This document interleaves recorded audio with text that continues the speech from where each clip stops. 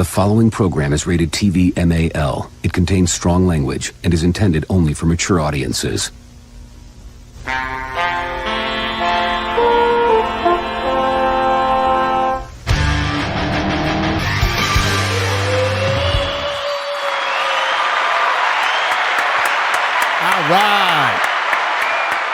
All right. What's up, everybody? We made it. We're late. You like how I said we're late? Well, better us than X-Ray Girl. Wait, what? I don't know. I just gave it a room shot. Oh, is this a pregnancy joke? Yeah. Oh, okay. Okay.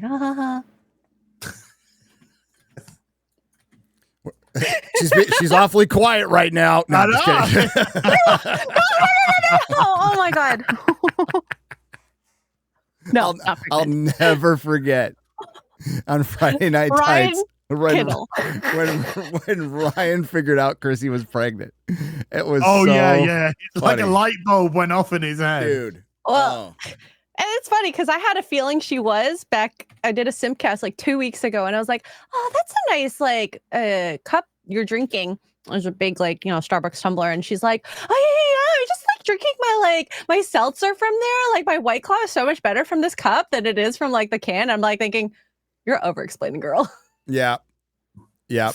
So I didn't have a clue because I don't delve into anybody's personal life because I don't really care, but at all. Forgive me if you've heard this story before, but it's pretty good. We're getting ready for Friday Night Tights and we're 15 minutes late. We're all yapping like we always do. And I brought up that, hey, Chrissy, you're going to come up to the meetup in Vegas in April. This was not the last one, but the year before. And she's all, I don't know if I can make it or not. And then Ryan, for some reason's all, hey, Chrissy, take a shot with me. Let's drink tonight. Come on, let's take a shot tonight. It was odd that she was like, when is it? What the tell was April. And I guess Ryan, his autistic mind did the math, and it was pretty much, about 8 or 9 months. And he's all, hey, Chrissy, come on, drink with me tonight. He brings a little bottle of liquor. He's all, let's do some shots. And she's all, you're pregnant. And she's like, oh, we're all, no. She got busted. Tragic. Absolutely tragic. And we found out she got pregnant. And then little Frankie's here. Welcome to the Real BBC. I won't be bagging, boarding, and chatting today, but I will be inventorying as CLZ app. CLZ app. I'm not sponsored. Okay. I'm not sponsored by the CLZ app. It's just something I use. A nice person in the chat recommended it to me. All you have to do is take a picture of your cover, fill in a little information, and you give it a location. It's full inventory software. That's what I need to do. I was speaking to Chatsman about this yesterday. I need to catalog my whole collection. Yeah. I need to get a catalog down of what I have, what I need, because there's a couple of great comic book stores that I went to when I was away, and I was just like, fuck, I don't know if I've got these detective comic back issues or whether I need these detective comic back issues. So I couldn't buy anything because I didn't know if it could go into the collection or not. So I need to do an actual catalog about this. Yeah, so you can sort it. It'll be easy to find. The link. Send me the link. Yeah, I'll send you a link. It's a subscription, I think, of $7 a month, $7 or $8 a month. And you can back it up on your phone. I think you can even find a way to download it if you need to. And you need to do this stuff because when we eventually croak, we don't want people to completely hate us going through our comic collections, and that we want them to get maximum value, unless, of course, you get buried with them, which we might do. That'd be a pretty big hole, though. It would. What about coffin made of comic books? That would be kind of cool. Oh, interesting. You could do like a decoupage, right? Where you just put the covers on and just cover it. That'd be kind of cool. Which comic do you think you want to see if you were to ever wake up in your coffin, just right in your face? Like my go-to favorite comic of all time. Yeah, the one that you want to be buried. Daredevil 181. Gotham High. Oh, Lordy. Remember that? I mean, I know you did America Chavez #1. Oh well, of course, MauLer, of course, did the whole thing with Jay Longbone. Yes. Which God, that would have been fun to do. But yeah, I mean, we remember when that Gotham High was announced. Gay Alfred, gay Asian Alfred, Asian Bruce Wayne. I Am Starfire. Remember that? Yeah. Fuck me. Comic book. Absolutely. Hey, totally not Alfred in Alien Earth. Is Vivian from the Young Ones. Yeah, Aid Edmondson. Yeah. I didn't know that. I was like, what? No. He's all right. He's like only one of the more interesting characters. Yeah, he's one of the 2 interesting characters. I'd say 3. The 3, android, really? Timothy Oliphant, and I think the idea of Timothy Oliphant is interesting, but the actual execution. I think people are mistaken on this. He's a good actor. The character's a nothing burger right now. Well, I think his character's going to be a spy for Wayland. Okay. Wayland Yutani. Sure. Why is that interesting though? Well, because he's going to allow the impregnation. He's going to allow the impregnation and stuff like that, and he's going to help the Indian guy get him out and things like that. See how Ash doing that was incredibly interesting because he managed to skirt the line between, believability and not giving away a lot of different things, while this guy just allows it to breach protocol and fucking put it into a lung, which I guess Cavalier knew about, right? Didn't he talk about it? Did he mention it at some point? I don't remember. But is it only need a lung? Why is it only need a lung? Lung alien. Alien. Alien. Alien. Alien resurrection. But the idea that it didn't come out as a lung with a mouth it would have been pretty I don't even know anymore what the fuck xenomorphs are meant to do when because they go into one thing, they come out something else. Not the typical it's a xenomorph that we know. transition. They use that word a lot in the show. Yeah, it's a transition from fucking fun to boring. That word belongs way more to sci-fi than it does to any modern shit. Like, yes. Transhumanism is like a whole fucking genre. Yeah. And what we're seeing in the real world is part of it. You lots of really great stories out of, moving the human consciousness into other. We have. This whatever. This isn't one of them. It wants no, to it's be not really bad. One of them. What'll be funny, Gary, is how many new TV shows we'll get in this next episode. Oh, what's your over under? I think at least 2. 2 to 3. That's probably the area. They'll do a bunch of shit. We'll be like, oh, that's a good idea in and of itself that we'll never get any more information on. Now let's have a long walk through a hallway with a woman on a gurney to a guitar solo for 5 minutes. For literally like 10 fucking minutes. It's like, what the hell? The fucking lung alien is going to grow up in an episode and start killing people because we've only got, 4 episodes left? Well, how quickly do they grow real fucking quickly to xenomorphs? As quickly as the writers want it to. Yeah. Exactly. Yeah. Just like the one that was alive around the ship just attacked who the writers wanted it to and didn't attack who it didn't want it to and didn't try and grab anyone to drag them to impregnate them. It makes no sense. Crap. They have an alien corpse now that they can just analyze to any extent. How are they going to fit? I'm pretending as though they will try to fit this in with Alien, but how are they going to do it? Who's getting the eye alien in them? You think it would the be genius guy? Science lady. Oh, okay. Low sperm count. Low sperm count. Yes, low sperm count. Okay, you're gonna have to be more specific when you say low. The sperm guy count. who said he has a low sperm count. The guy who identifies as low sperm count. Holy fuck! It's the only character we know. Oh, and that's our Alien Earth review. Please tune in tonight as MauLer and I. We're done. It has become extremely fucking hard to provide any reason to talk about this show. No one cares.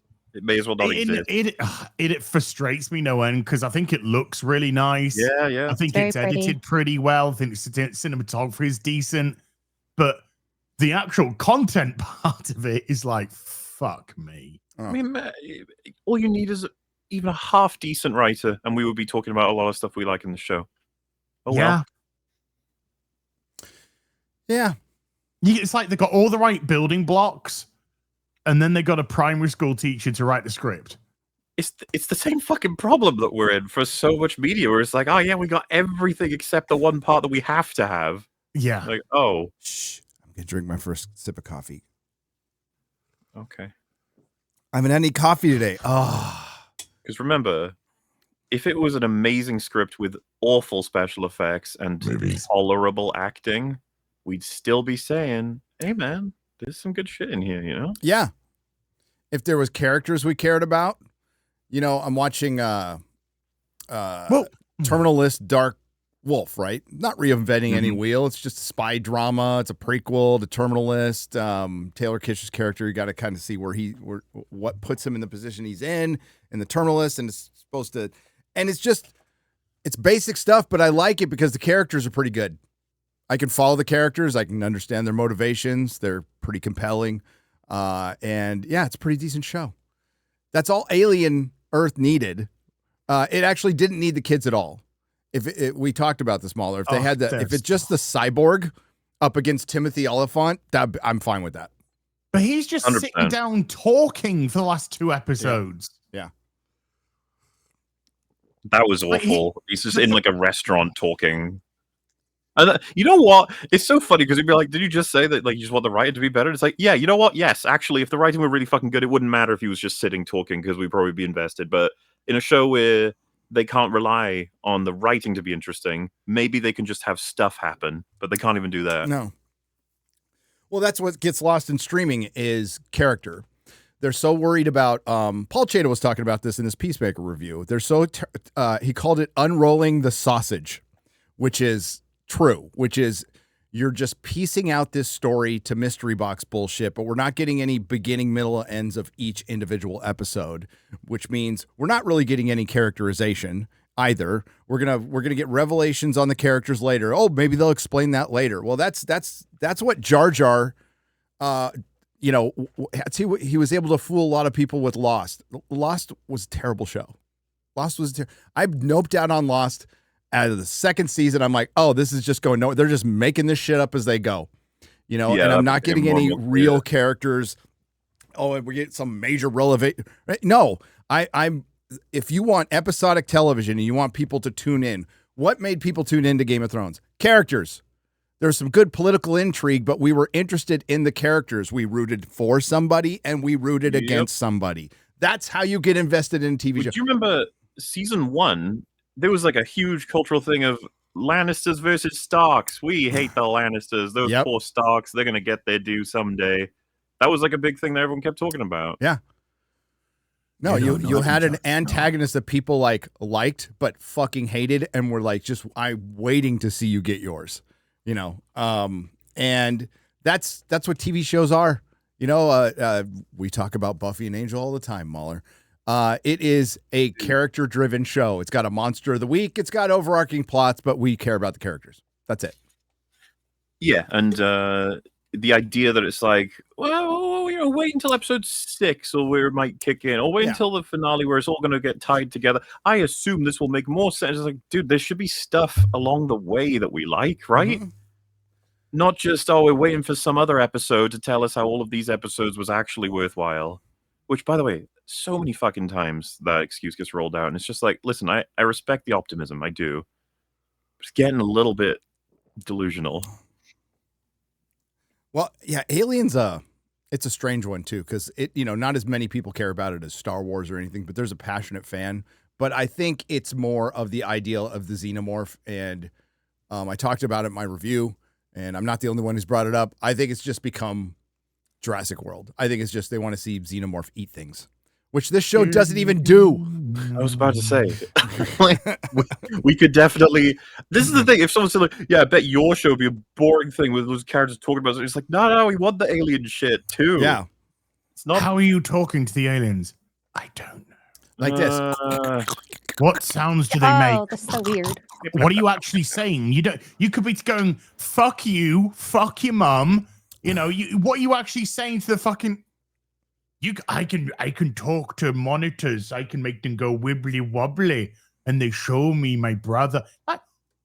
What is this fucking donkey shit? You've literally just been put into an artificial body. You haven't been put into the artificial body of Jesus, you know? And then suddenly it's doing all this crazy stuff. The other kids, they can't do any of this. Well, they haven't even what's shown so like special about they've had Wendy? all this time, and they haven't showed her like.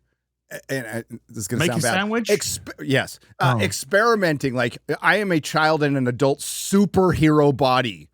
I'm going to be climbing on shit, see how high I can jump, seeing how fast I can run. You know, none of them are testing their abilities. We only saw at it all. once at the beginning with Wendy. Mm-hmm. And that also shows the viewer. It shows the viewer what their ability is. Like, can she decapitate a xenomorph with a blade from a paper cutter off screen? Off screen, because it would have cost too much money to fucking do that scene. Yeah. And so some people reference it as like, isn't this whole "it gets better" thing kind of the angle or the sell on a lot of good shows, like Buffy, for example, or different older shows, classic stuff, and it's like, well, yeah, but those do get better. We're talking about Alien Earth. To be fair, we haven't seen the remaining 4 episodes, but it's given the same excuse that like every show these days that comes out is trust us, it gets better, and then it doesn't. Fucking Born Again, dude. Everyone was like, by the end, it really lands it, and it's what a great show. And it's like, no, it doesn't. It was fucking awful. I'm still waiting for it to happen. And it's like any show that's high in intrigue, which we should probably replace that with high in bait. It's like it'll really land. It's gonna come together. Blah, blah, blah. Meanwhile, that's what Gary was saying as well. As much as I think Buffy season 1 and most season 2 is bad, the character stuff is pretty good. You know who Buffy, Xander, and Willow are really quick, and and they're these 3 little teenagers, one superpowered, but not mature enough, going up against they're woefully outmatched. They have the master. Well, yeah, I would say Anthony Stewart had hard carries season 1 because he's the most on experienced his back. actor. Yep. And the other 3, they are suitably kind of not like blank slates, but they're kids in a school. They've not yet, the course of the seasons is carving them into like very definitive characters, and you see what events like shape that. But Giles is already a fucking. And also the framework of the series is, that one had 13 episodes, which, is as bad as they'll say Buffy season 1 is, or even Star Trek The Next Generation season 1 is. It's more dense, has more characterization, is more entertaining than most streaming shows. Yeah, for the record, because people get upset whenever I refer 3 or 4 to season 1 and 2 as bad. Sometimes they're like, they're not bad. It's like, you don't understand. My scale, like Alien Earth, you'd be like, so is that bad? I'd be like, that's almost off the scale. It's like pointless watching the show. Yeah, it's what we've gotten a lot this year. It's meh. It's really forgettable, why would you unextraordinary. It's style over substance, and that is a horrible thing that we have nowadays. If you've got like a family member, you introduce Alien and Aliens. Why would you then show them Romulus? It's like, no point. Why would you show them Alien Earth? No point. What are you going to show them? You'd be like, well, I think that's about it. That's where the story ends. Good stuff. That video game that people like. Alien Isolation. Go play that. Yeah. There. Oh, it's so good. Go play the video game. And we're gonna watch it again tonight. Oh wait, what were you saying, Az? Because I just wanted to say it's pretentious. It's pretentious. We're doing all this lofty stuff, We've got these very sort of lofty visuals, and they are nice visuals, all this sort of lofty environment, this island, it's just, but when it actually comes down to the meat and potatoes, it's childish crap. The dialogue's awful. The story's dreadful. Characters aren't being fleshed out. They're just being, let's just say, pretentious line, which may in no capacity have anything to do with anything. We've got a fucking child walking around saying she's pregnant.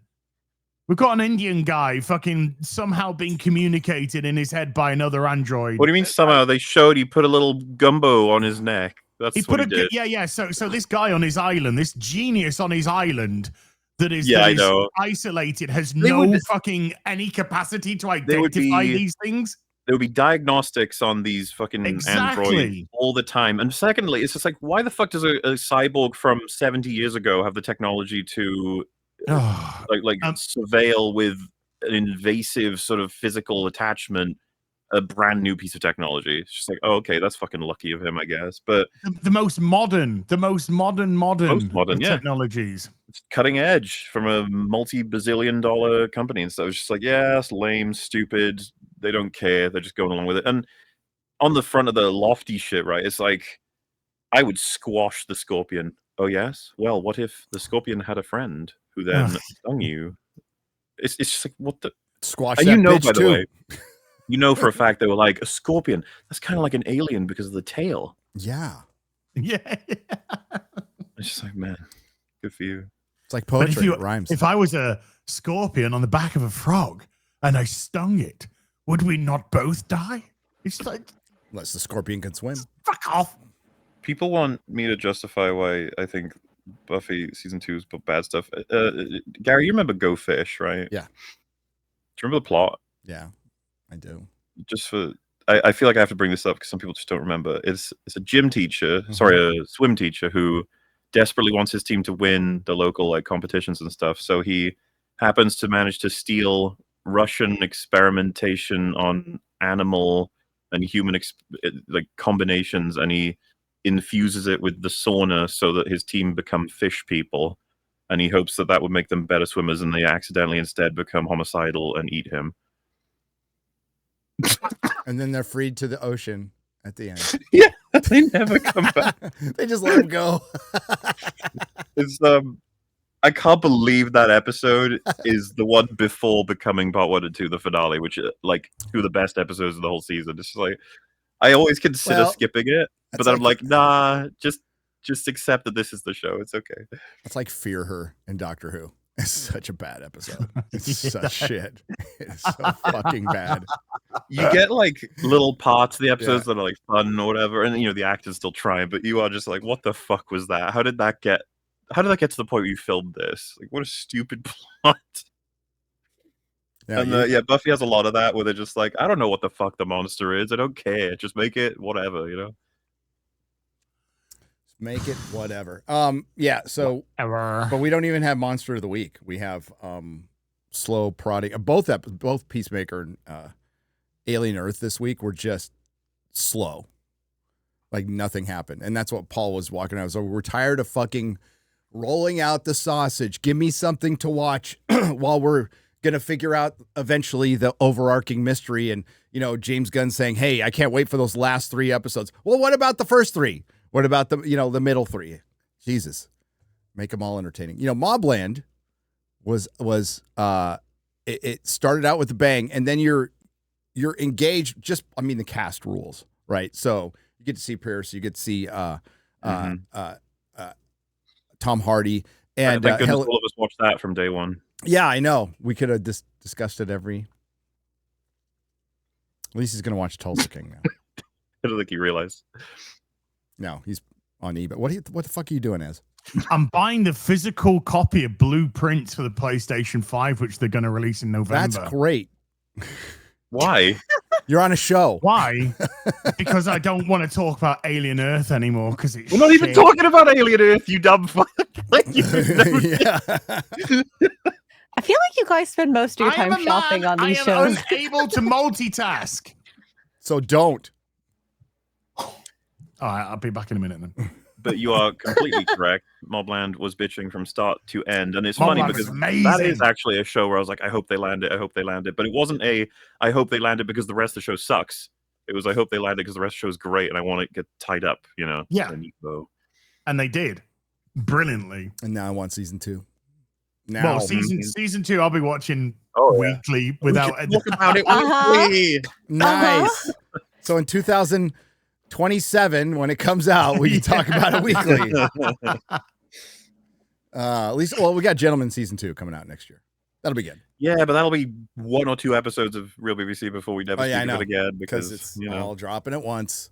But But I will watch the whole of the Gentleman season 1 again before I watch that. Oh, that's an easy.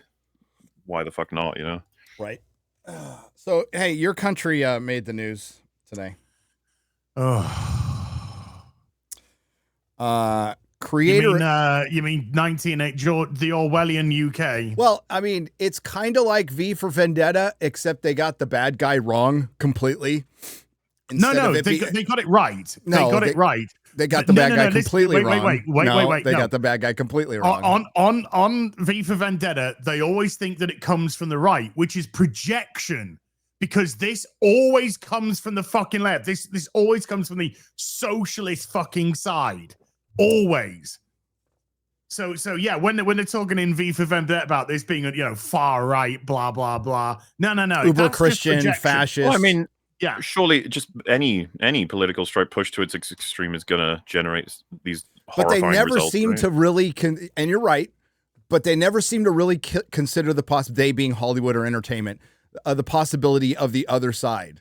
I mean, like, how many times, it's so fucking rare to see like communists getting killed and stuff now that it's a novelty. When we get it in Primitive War, and Sisu, too, we're seeing commies getting killed, but that's where they got it completely wrong as. It's a bit of a charged word. Is it? Remember Ant fucking Man Commie Mania? Yeah. Socialism is a charged word. It's a bit of a charged word. Yeah, fuck off. One of the most bizarre fucking moments, considering all the context. Just like, why would you want to advocate socialism turns us into ants? To mindless drones. Why would you? That sounds awesome. Mindless drones that are controlled by a hive mind. It's like, fuck me. Well, so V for Vendetta got the bad guy wrong, got everything leading up to it right, but the bad guy wrong. And it turns out I do too. There's something very wrong with this country. And great film. Graham Linehan, creator of the IT Crowd and Father Ted, very famous, popular shows in the UK. Kids, popular. You should go watch them. People out there who don't know, like, seriously, go watch them both. Yeah. You'll love them. You won't regret it. Was of course, this is the Independent, right? So he claims he was arrested at Heathrow Airport. Heathrow. What the fuck? I know it's Heathrow. I know it's Heathrow. Why did I just say Heathrow? Because I'm looking at that. What does the picture have nothing to fucking do with the headline? I don't know. Can you find another article? It's got Raja Jackson. Why is Raja Jackson? Yeah, this is the killing that fucking wrestler almost. The main picture. Has he gone to jail for that yet? He hasn't even been arrested. What the fuck, man? Like, he hasn't even been arrested. The guy only just came back home. When the clip was shown, I was like, oh, he's trying to kill him. Like, obviously, he's trying to kill him. And I saw some people speculate. It's like, nah, that's wrestling. It's like, that is not fucking... I'm not even an expert on wrestling. That's not wrestling. We can only assume that Raja Jackson is the IQ of a fucking dead gnat. The mindless, uneducated, thick, stupid, dumb. See you next Tuesday. Should be thrown in fucking jail for X-Ray Girl, get the deadline one. Yeah. All you have to do is just Google somewhat of the headline. You'll find alternative articles very fast. Very, very fast. I got good news, everyone. Channing Tatum has said that he's not going full Cajun in Doomsday. I don't give a fuck. Exactly. We'll talk about that later. Graham Linehan arrested after X posts. And this is from, I just keep the article up, but this is from the Free Speech Union. When Graham Linehan landed at Heathrow, he was met by 5 armed police officers and immediately arrested. His crime, three gender critical tweets. As Graham says in his Substack, in a country where pedophiles escape sentencing, where knife crime is out of control, where women are assaulted and harassed every time they gather to speak, the state has mobilized 5 armed officers to arrest a comedy writer. And let's go down one of the article here. Graham Linehan has said so this is claims. Has said he was arrested. London's Metropolitan Police did not confirm the Father Ted creator's name, but said that a man was arrested yesterday at Heathrow Airport After he arrived inbound from American Airlines flight, which would chime with the timing of Linehan's claim. So I love how they're like, well, I mean, they're almost saying it, but we're just going to say claimed right now. The fucking how they frame this shit is you do not hate the Access legacy corporate media enough. You don't. In a Substack article titled, I Just Got Arrested Again, Linehan says, the moment I stepped off the plane at Heathrow, 5 armed police officers were waiting, not 1, not 2, 5. They escorted me to a private area and told me I was under arrest for 3 tweets. Fuck me. Why did they get a load of me? Right. You better be careful, dude. One of the tweets, according to Linehan, read, if a trans-identified male is in a female-only space, he is committing a violent, abusive act. Make a scene, call the cops, and if all else fails, punch him in the balls.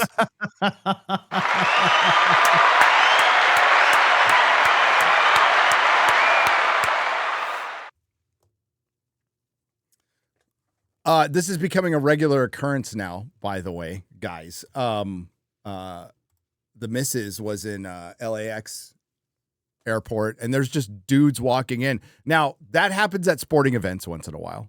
Women do it too, where the lines get too long in the bathrooms and people need to pee, so they just roll into each other's bathrooms. I mean, it's right, extra. I've done it.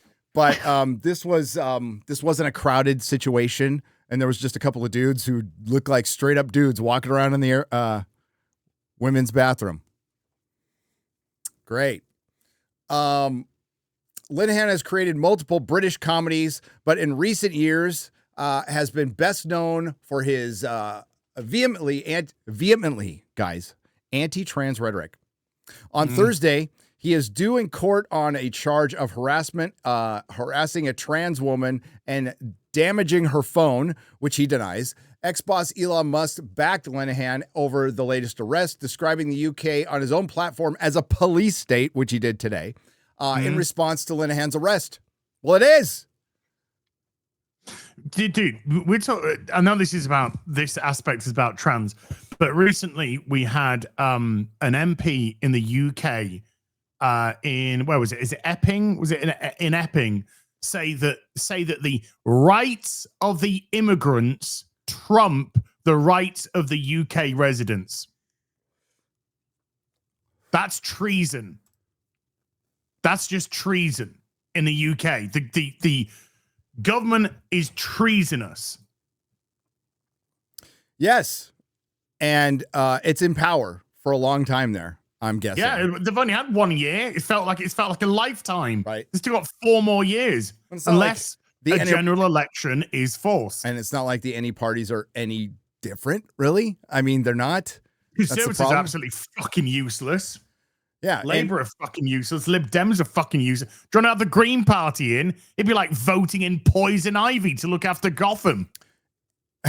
Well, the plants would but be not okay. fit. But not I was going to say, fit. she's pretty hot, though. I mean, She might get my vote. No, but it's more than just, it doesn't even matter what the fuck he's saying, right? It's the fact that do you think it's going to end at trans stuff at all? I mean, you hate to bring up the slippery slope, but we're at the bottom now. So now it's just going to be like, well, you're questioning your government. You're questioning an authoritative source. You need to be brought in. And then some little lesbian with pepper spray will bring Room you 101. in. Yeah. Lesbian Nana. During his arrest, questioning Linehan said he fell ill and was taken to the hospital after a nurse checked his blood pressure and found it to be more than 200. The stress of being arrested for jokes was literally threatening my life, he said. The Met Police stressed that the man arrested was in neither life-threatening nor life-changing condition. Oh, okay. The state said we are absolutely innocent of everything because we investigated ourselves. Yeah, condition, and he was bailed afterwards. The fact that you arrested him for tweets, you motherfuckers. You arrested him. It's not even the first case, and it won't be the last. Pending further investigation. The arrest was made by officers from the MPS Aviation Unit. It is routine for officers policing airports to carry firearms. Yes. They were not drawn or used at any point during the arrest. Oh, okay. It added likely in response to Linehan's claim about 5 armed police. Were they armed? He didn't say they were pointing guns at him. No. You fucking pieces of shit. You know, the tank wasn't pointing, it wasn't being pointed at you. The tanks were just rolling up on the street to make sure you're all safe. Hey, the guns were just a suggestion. Yeah. Which in the UK is true. The guy stood in front of the tank in Tiananmen Square. Remember how Tiananmen Square's been swept under the fucking rug? Oh, yeah. In recent years, that they're trying to be expunged that ever fucking happened. China's a paradise now, according to some account, totally authentic accounts on X. It's like, on the note of these sorts of events, you know the famous one with Count Dankula, right? Is yes, his dog Buddha. I assume you guys saw his the dog passed away recently. Oh yeah. R.I.P. doggo. R.I.P. Yeah, all good doggos go to heaven. Yep. Well, it's just like it's crazy to think because it is just what a crazy fucking thing that happened. He did a joke with his dog, posted the video online, and the rest is history. Yeah, the rest, as they say. Jeez. Well, it brought a lot of awareness to this problem that's getting worse in other countries, getting much, much worse. We joke about it, but like, what happens to Az, you know, you've had some salty tweets and posts in the past. Yeah. Yeah. Mm-hmm.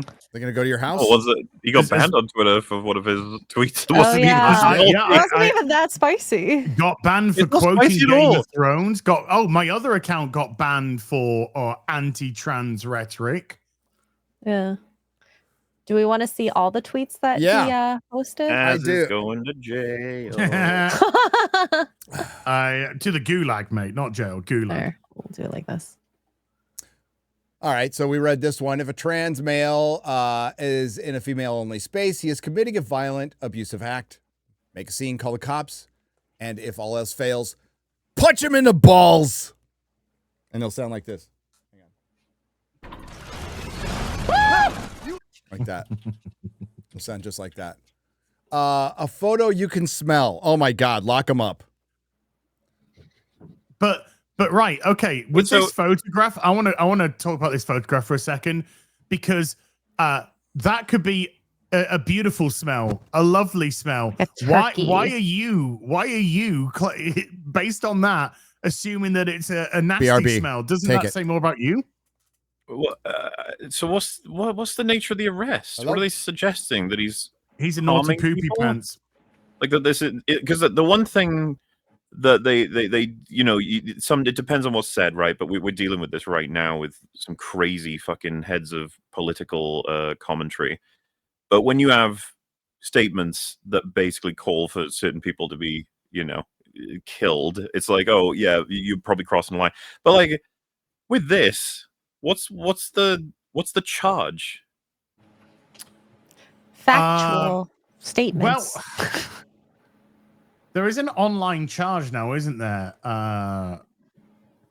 Online. Is there? Because I watched a TikTok of this girl. The Online Safety Act of 2023. Really? Yeah. And she even complains about the smell. And she's a brown girl. She cooks in her cooking clothes, and then she has her like regular clothes that she has. We walked around London. It smelled.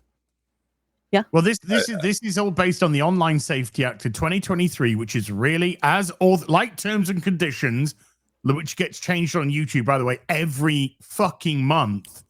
It is nebulous as fuck because it's there to protect users, especially children, from illegal and harmful content. This law requires platforms to tackle illegal material, implement strong age verification measures for adult content, and promote safety through risk assessment and content moderation, whatever the fuck that means. So they can power whatever they want based on the Online the Online Safety Act of 2023. These are the actions of a government and a political entity that will say that is not worried at all about being overthrown, being voted out. This should frighten people at this point, because I don't even know what you have to oppose this in the UK, right? Because anything that opposes this now will be called a white supremacist, right? You guys were out there, a bunch of you all were out there throwing up your Union Jacks and your what is it? Is it St. George?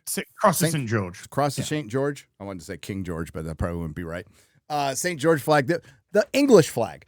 And look what you were being called, right? So these are the actions of somebody who's not worried about losing power, or even if the Tories come in, they're not going to act that much different and get rid of some of this stuff. Hell, we have a new administration right now in America, and we just found out that Operation Mockingbird is still in effect. So if you guys don't know what Operation Mockingbird is, it goes back to the 50s or 60s, and basically it's putting CIA either direct agents or having assets at all the media outlets, basically TV stations, news stations, and they were embedded in there to help curate the information. They called it something else, but it's still in effect. It's still going on. And why it isn't ended is a really good question. So, if the fact that, he doesn't have to do any jail time. The fact that if you have to pay a fine for this, that's fucking horrible. The fact that you're like getting arrested by anybody, especially five armed people, and the fucking Deadline's trying to downplay that. Well, they were armed, but they weren't pointing the guns at his head. I will say, fuck off. This is so surreal that I don't know if you guys would feel the same, but if this did happen to me, like I came off an airplane and I was arrested by these people for tweets, I would like struggle to believe it. I would just be like, I'd be what? It's just like that can't be the real world. Yeah, you're not serious. You can't be serious. It's like, remember when I came back from being abroad at the beginning of this year, not the last time I came back, the beginning of this year, I went to the border. I was there, and there's a big sign that goes UK border. So when you go past that, you're officially in the UK. And I took a photo just of the sign, UK border. And I had some person, some doctor, some rocket scientist, some brain surgeon that had come over from the UK. Physicist. Yeah, physicist, scientist, haul me over and go, you got to delete that. And I was like, what? He's like, you got to delete that. You can't take a photo of that. I said, it's the UK border sign. By the way, you can see it anywhere online. On Getty's image or whatever, or other images, UK border. It's like, no, you're not allowed to take a photo of the UK border. So he made me delete it there. And then I laughed and he went, it's not funny. And then I just went, yeah, you're a joke. And he just fucking wandered off, no doubt, to go to his next fucking science convention. And then when I came back this time on the plane, go through in customs, go through the nothing to declare. There's me. Hi, everybody.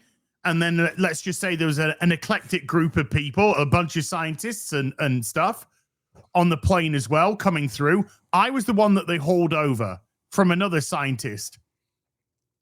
I was the one that was hauled over and asked if I had anything to declare. And then when I said, yeah, I've been away and I've just come back home, I was told, oh, you live here. And I was like, actually, that kind of checks out nowadays. Imagine they pulled you over because they were like, wait, you're the Starfield rant guy. Yeah. You're going to Guantanamo Bay. Yeah. We don't even need to ask you questions. Okay. You'll just go to jail. So Straight to the gulag, let's go do back not up. pass go. Scroll back up, X-Ray Girl, and show the original tweet first again. So no, the second one. Sorry, the second one. A photo you could smell. Just a bunch of people. Now scroll down, and here's his follow-up. I hate them, and he's talking about the people in this picture. I hate them, misogynists and homophobes. Fuck them. So he got arrested for that tweet. 2. How many times have we been called that? And how many times has that exact tweet been directed at us? I mean, we can go a little further here. Like, people have called for our deaths Yes. many times. Like, way worse. The idea that someone's like, oh, someone said fuck you or I hate you. It's like they've like tried to organize killing. So I don't know. Is there anything worse than that? It's like, yeah, there is. Someone saying you suck, or that you don't, you're a bad person. You're like, oh my god, get over it. How much hate I got for this Starfield rant from the loonies? How many What? death threats I got? How many doxings I got? How many all this that I got? We should compare, because we had a fucking Huffington Post thing about our coverage of Jenny Nicholson, and I had Oh yeah. inundated with like, why do you hate women, you disgusting, like people like you deserve nothing but the chair or something. Wow. It was all based on lies. Can I answer why I hate women first? No. One question at a time. One question at a time. One, even that kind of event, and I'm assuming the same for you, it comes to an end, and like it kind of means nothing ultimately. It's a bunch of noise. Yeah. People saying all this shit. In a couple of weeks, yeah. And those are the very people that they're looking for the next thing to comment on immediately. They're going to forget about what they just said in, they're going to forget what they were mad about. Yep. They need the next target. That's what they need. They need the next target to go to. What are we mad about today? Let's go to terrorist lover fucking Hassan Piker. He'll tell us. Yeah. Or some other fucking retard on the internet. They'll tell us. Dude. The Let's Talk About stuff. I had local media outlets calling me for the Let's Talk About shit in that thumbnail. I won't even say I won't even say all the speaking of absurd shit that like stuff mailed to my house. Yeah. I told you guys one. I don't even want to say it publicly. One was really bad. One was really bad. Well, let's not forget, Ethan Klein got skulls delivered to his house. Yeah. It wasn't that bad. Wasn't that bad. Holy shit. Yeah. But yeah, and they can't seem to figure out like who does all these swattings and stuff. Just it's a big mystery. But, until they do, then they do. Then they know exactly who did. Because when I said it's just noise, I mean it's just noise until it isn't noise. Yeah. Obviously. Like being so fucking angry at what Graham's tweeted out there, I would be like, you can just file that away as noise. He's not actually doing anything to anybody. You don't need to be so mad. And then how did it harm you? Exactly. How did it affect you? How did it how did it harm you?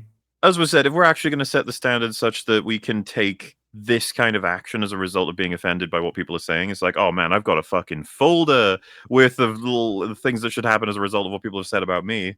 But we choose to be offended though. As humans, we choose to be offended. It is not offense isn't pushed upon us. We decide to take it.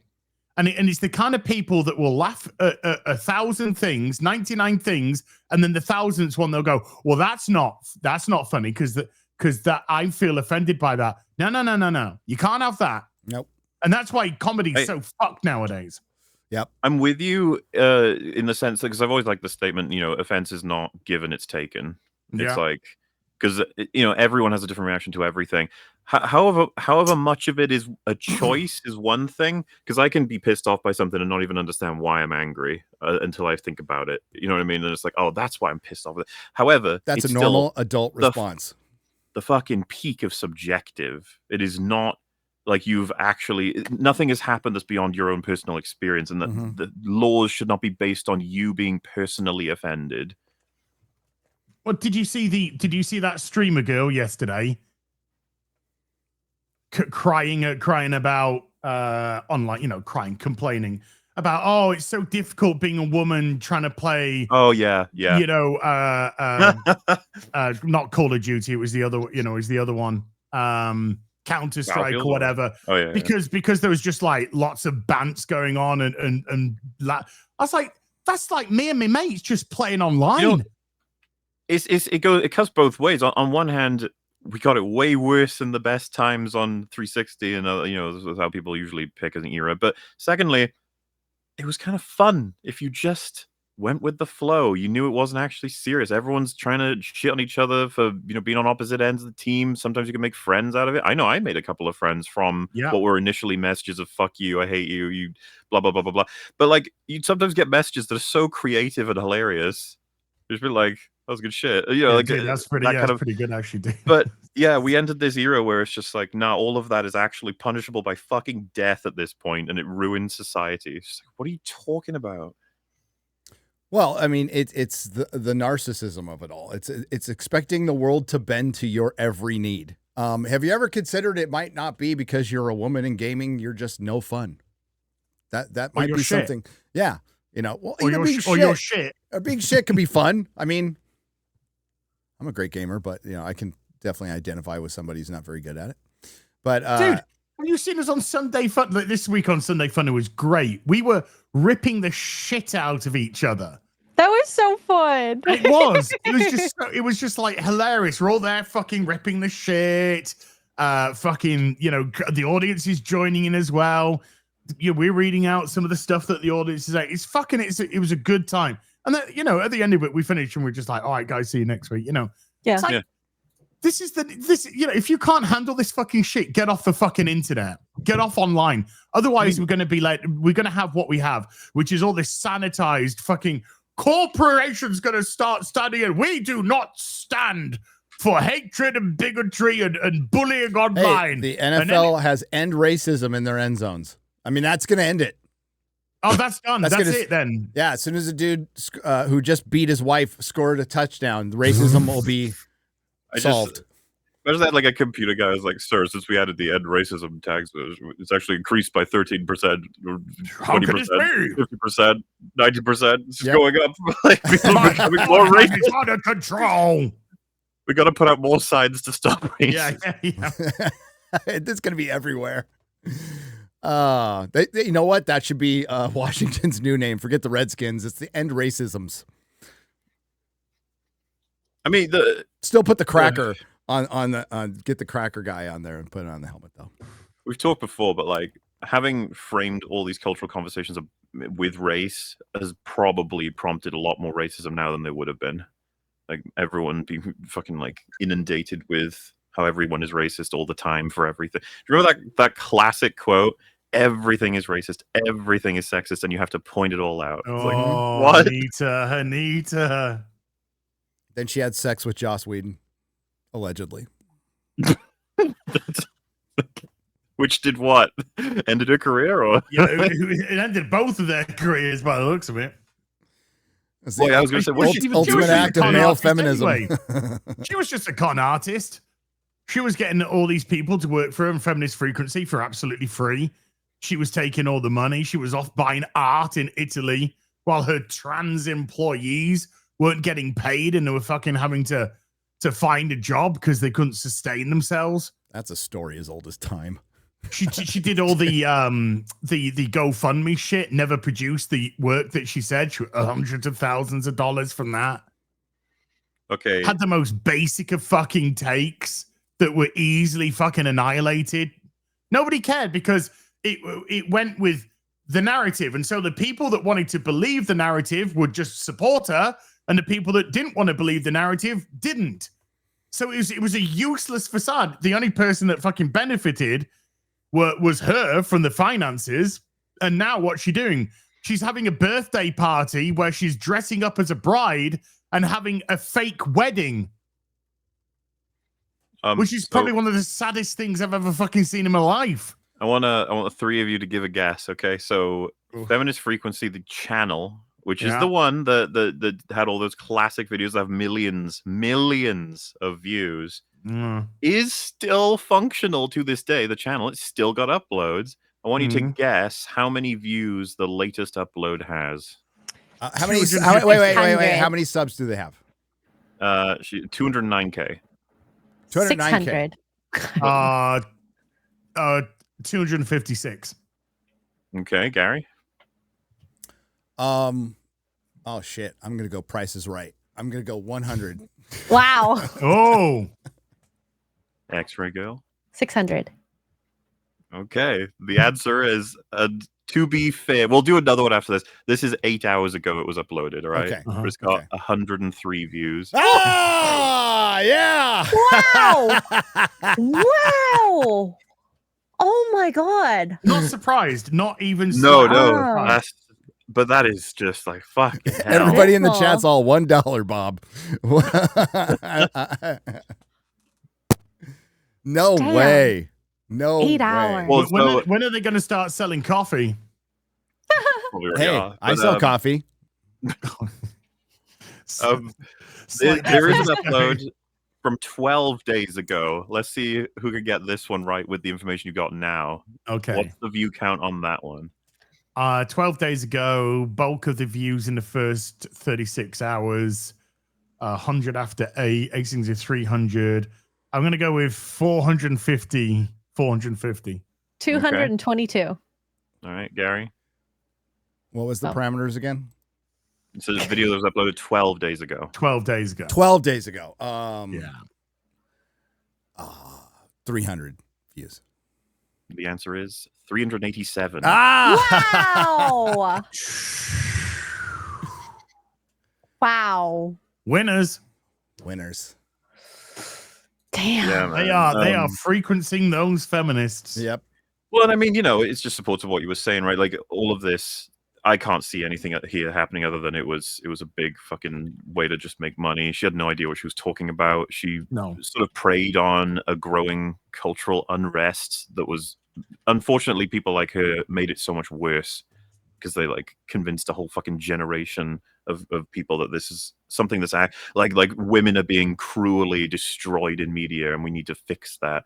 When you look now at everything that's been created since she made all of this effort, and it's like, man, who's your favorite female character from the last 10 years?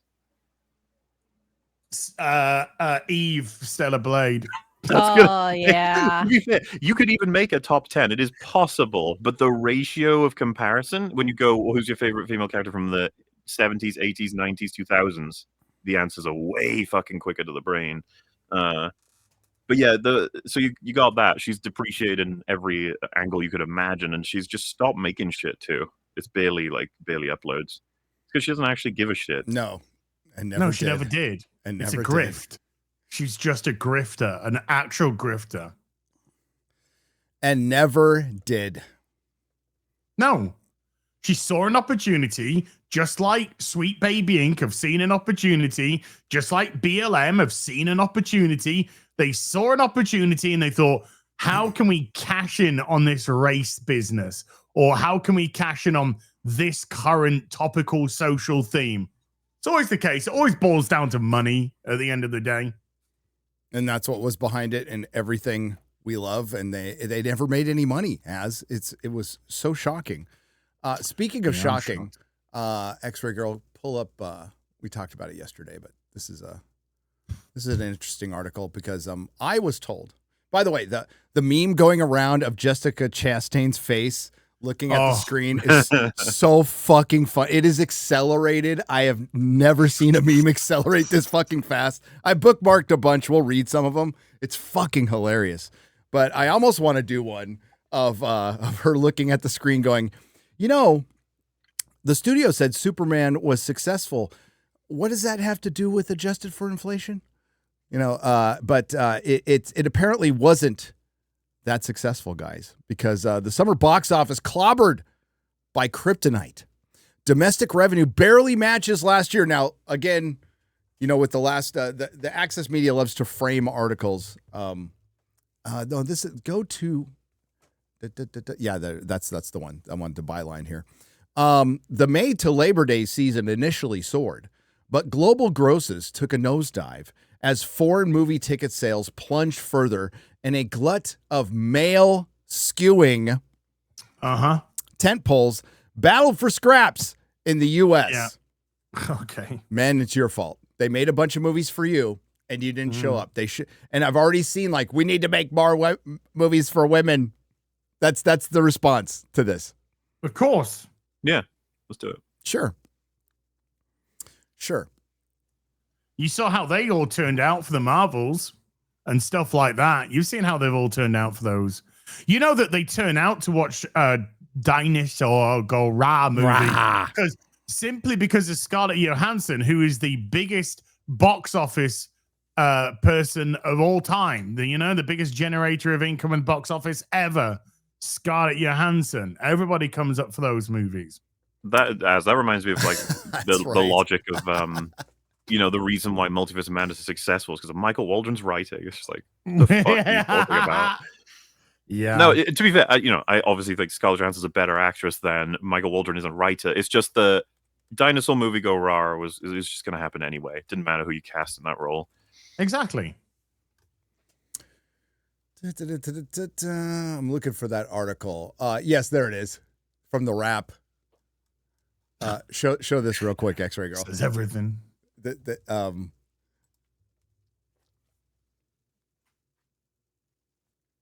So, X-Ray Girl, are you gonna put it up? No, just gonna look vacant. Yeah. I'm Okay. not looking vacant. I'm getting there. Just give me Thank some you. time. Scarlett Johansson becomes Hollywood's highest-grossing lead actor with Jurassic World Rebirth. There you go. Everybody, whoops, wrong button. There you go. Her lead project career grosses $14.8 billion, passes the totals of fellow Marvel alums Robert Downey Jr. and Samuel L. Jackson, because she was the star of all the Avengers movies. Yes. Oh wait, this is just. I mean, is this true in a really? Because I'm getting confused here. It's like, well, she's Out in of the movies. box office of the movies she's been in. Yeah. Yeah, she's So in movies that have done well collectively. Yes. Yeah. So the 14.8 is all of her movies that she stars in combined gross. Is that what that is? Yeah, Yes. without adjusting for Okay. inflation to other movies. I mean, yeah, okay. Avengers, She's in all the Infinity Marvel War, stuff. Yeah. She's in Iron Man 2. all about her. What's funny is it's like Robert Captain Downey Jr., America, Samuel Winter Jackson, Soldier. two others that are in loads of Marvel stuff. So it's probably why. I mean, to be fair, they've had longer careers, but still. I mean, It's because she's the best. Can we look at that thing I was mentioning? Where did it? The culture crave thing I was telling you about. Oh yeah, and we'll get back to that article in a second. Because it's just we'd talk about box office and stuff. I thought this was hilarious, and I saw another one. I don't need to pull this one up, but I think it was Culture Crave that was like Superman soars past 610 million. Mm-hmm. It's like 610. Why? Like that seems unusual, doesn't it? To celebrate 610 as opposed because it's just. But like any excuse to make the tweets because they keep going viral. People, it's always the same pictures and stuff. So it's just that sort of thing. Hold on. Anyway, let's have a look at number 9. Can you spot what's wrong with this image, right? So, highest grossing DC movies of all time. We've got a top 11. Like, whoa. That's weird. Don't you think? Top 11 top grossing, top DC, top movies of top ever all time. It's like unusual to put 11 in there. I'm sure there's a good reason for there to be 11. Number one. Yeah, because number 11's never going to get near to number 10. That's why. It's so funny because it's like Aquaman number 1, Dark Knight Rises number 2, Joker number 3, Dark Knight number 4, and then you quickly realize like, oh, we're not adjusting. I see. Okay.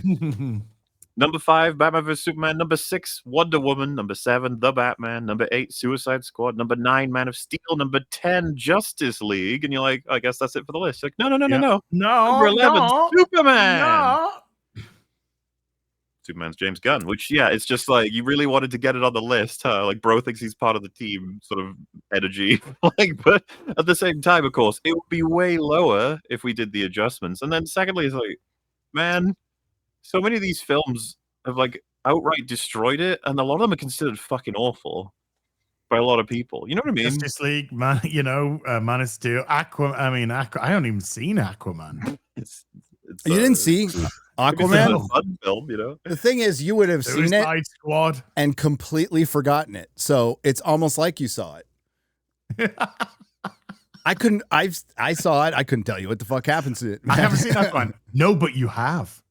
That's what you don't understand. You have. You have. Like, can you see that comment? This is the first time in my life I've ever seen a top 11 list. Why is that?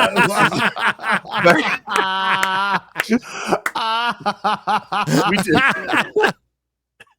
This is very clearly a top 10 list, so why'd you feel the need to add an unnecessary movie at the end? They're like, looks like you've been following for a bit.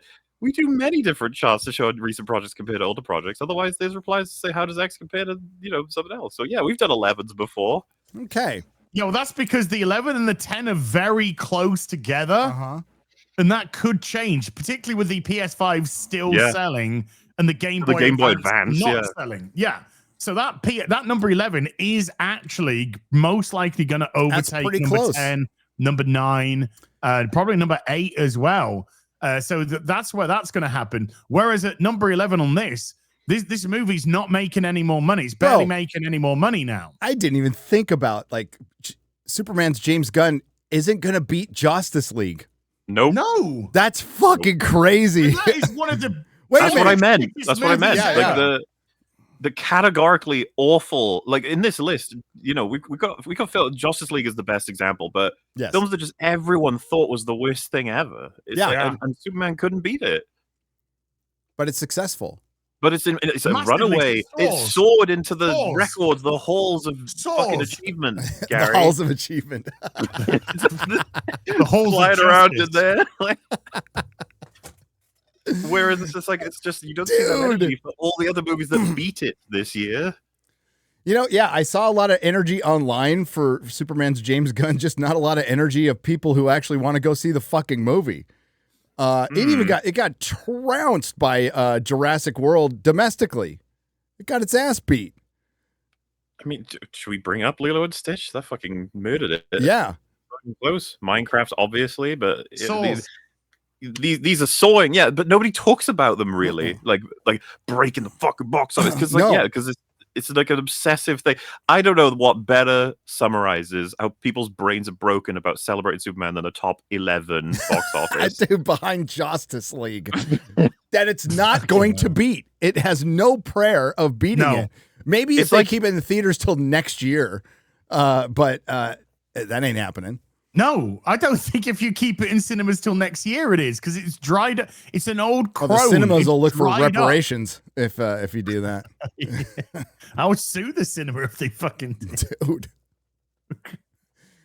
Good God. But yeah, there's a huge difference between that number 11 and this number 11. Huge difference. It's because it's like highest grossing DC movies of all time, and Superman's in the club. Just everyone's in the club if you make the list long enough. You do. Yeah. Where's the 15? Top 15? Add the next 4. How close? Hey, Shazam 2, it's in there. It's just 99 or whatever. Yeah. Birds of Prey. Yeah. Oh, man. Jesus. Wonder Woman 1984, Aquaman 2, Flash, The Flash. Remember that film? Well, and like we said, adjusting, I'd be curious where it fucking lands at that point because a lot of these movies shoot way further up. By the way, they have round up as well because it says Man of Steel 670 million. It's actually 668 million. But who's another film it has no hope of beating ever? But hey, no. And remember, also, Superman is currently still at the cinema, barely bringing in a minute. It's gonna phase out at around 6:15 ish. I predicted 6:20, so I'm pretty happy with that. And also, it is on streaming to be purchased on purchase VOD, whatever you want to call it, PVOD, and it's on sale for $10 on that. That's where this film is. Something else that really amuses me about this is that they made it a lot. They tried to, and we've gone over how it's on both sides to an extent, right? But the pitting of Superman versus Man of Steel, that was like a big thing. And now that we've got the result, there's this notion that Superman's like in a wheelchair and Man of Steel's standing tall next to him. It's like we don't need to stop. We don't need to compare this. It's fine. But like the funny part is the camera zooms the fuck out and Goliath is standing next to the two of them, being Superman 78, and they're just like, we're just not going to even remotely mention that. Like, don't worry, that's nothing. Yeah. But remember, also Superman 1978, you adjust for inflation, it's 1.4 billion at the box office. It's big, it's huge, right?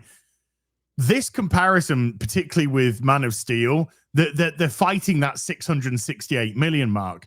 Where even if you adjust that, it's 930. You're not even close. So just adjust for inflation, Justice League as well. That's gonna go up a fucking truckload. What about as well. Superman Returns? You adjust. Superman Returns is currently, if you adjust for inflation, it's about 624 million. So that's bigger than Superman is. So this is the lowest performing debut Superman movie ever. Ever. Got knocked the fuck out by 78. You're never going to beat that. Is currently knocked out by Superman Returns, and it's not going to beat that. He got absolutely trounced by Man of fucking Steel. No. It's Sword. It's Sword. Chick. Sword. Top 11, baby. To the halls of Top 11, achievement. yeah. It's like the fucking podium for the Olympics, and then you got the medalist there, and you got the number 4 person going, fuck! Yes! Yes! Fuck! The Special Olympics. Actually, I've seen that meme. I gotta fight because I'm pretty sure. Yes, I know exactly where it is. My God. Hang on. All right, there's your link. This is exactly what I was just talking about. Oh, no. Oh, God, it's so fucking funny. No! Wait! Oh my god! Oh, put that up. Yes! Yes.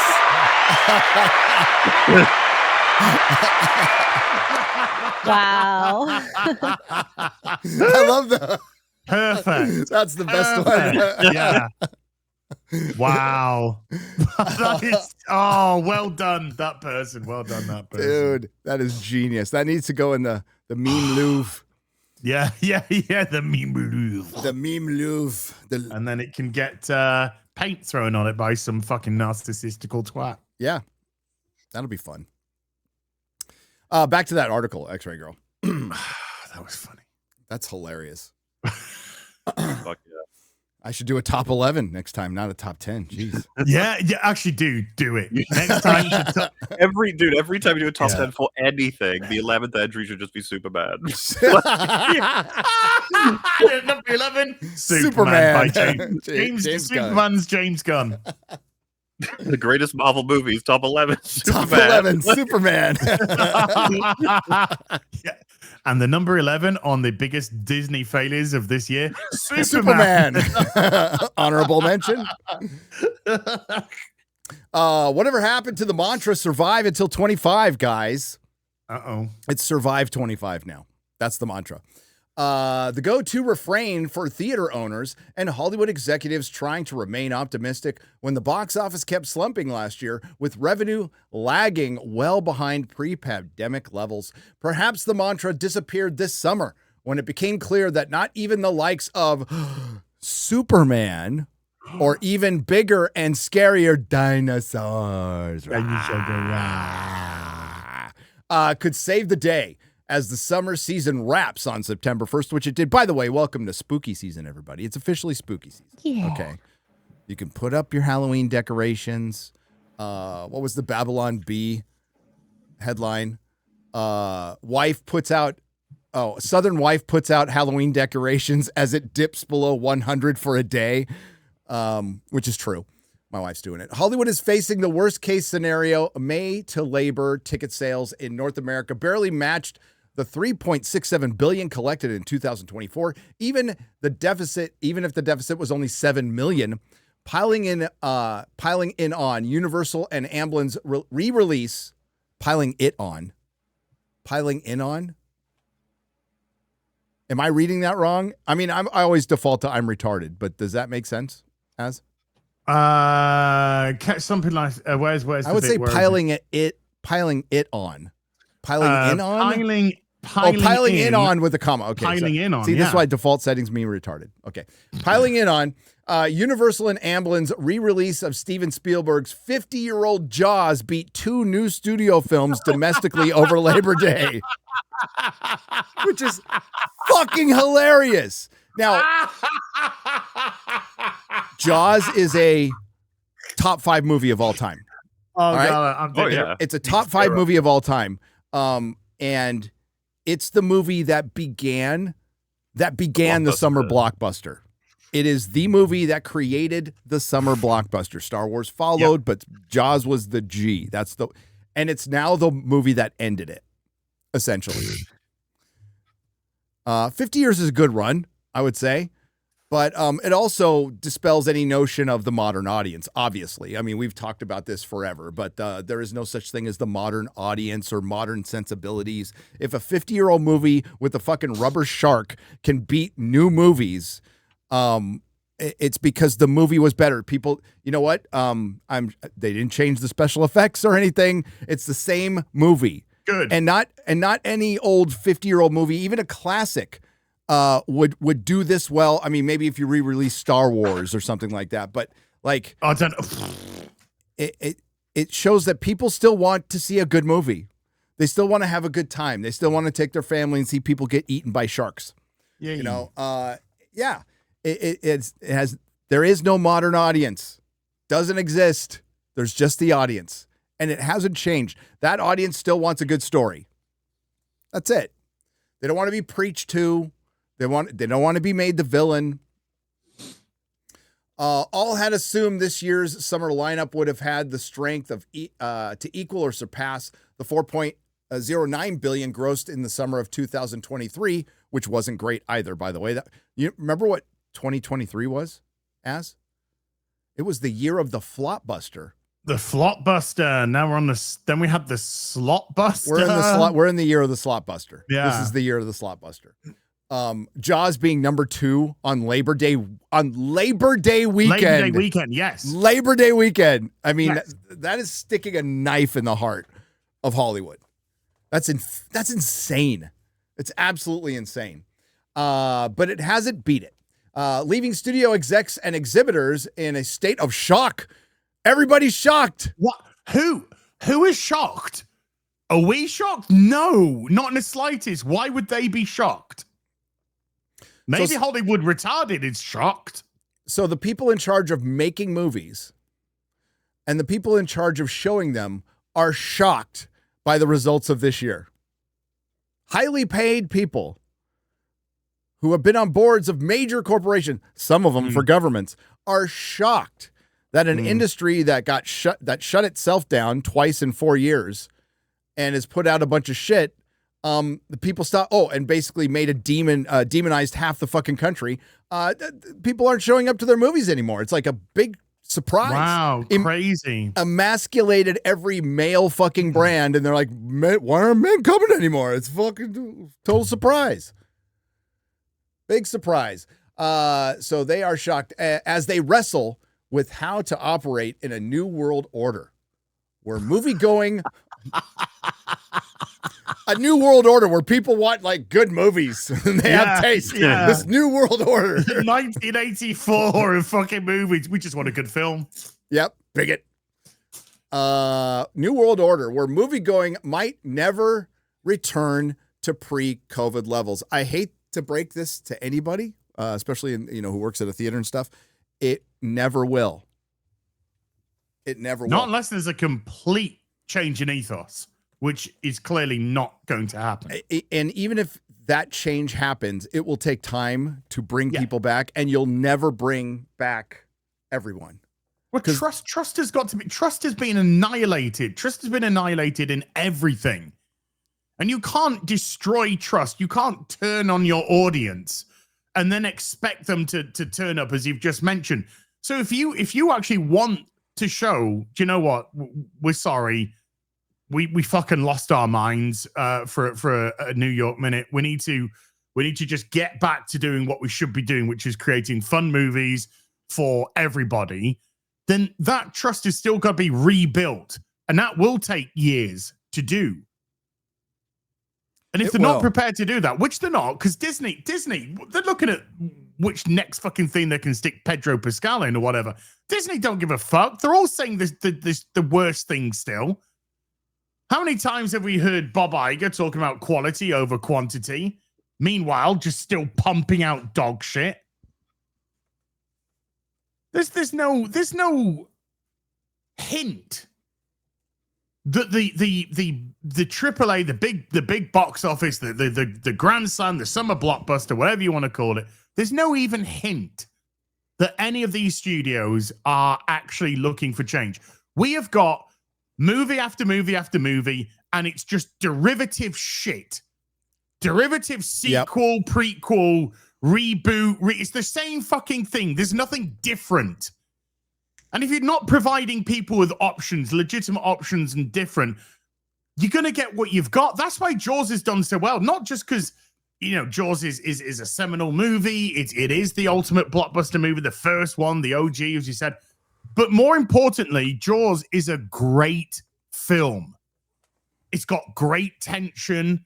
It's got great characters. It's got a great plot. It works. The way that they hid the fucking shark because it was so bad for most part. It all works because it allows you to build your own kind of psychological horror in your head. And that's why it's so tense and such a tense film.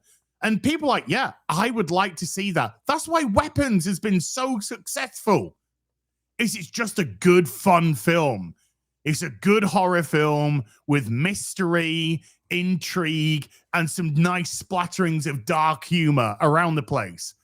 Edited well, created well, put into different perspectives from different characters that build all the story. And then when they've done that, they just go, right, now you've got all the jigsaw pieces, put them together, here we go. Treats its audience like it's an adult. Number one at the box office for 4 weeks in a row. Pretty much, just the odd day here or there that it hasn't been. And that's, because we had K-pop Demon Hunters, and then on this Friday, of course, being the your America Day, whatever it was yesterday, that weekend, Labor Day. Labor Day, America Day. Yeah. So it's been out for what? It's been out for currently 25 days, and it's only not been number one for 3 of them. Mm-hmm. So it's been number one for 22 days out of 25 as Weapons. Man of Steel was number one for 14. Not Man of Steel. Oh, James Gunn. Superman's James Gunn. Easy now. Was 14, Mikey Gussler's going to come days. after you. I know. Man of Steel, I think, was only 7 days, dude. So yeah. Yeah. So I'm very, very nervous for the future, says one top studio executives. There are all these studios and companies making movies. And this is an interesting take. I don't think there is enough of an audience for them. This is not a sentiment theater owners or many other studios share. They think the solution is more product delivered to their big quality? screens. Well, them calling it product is the problem. Yeah. Is ultimately the problem. It's not a widget.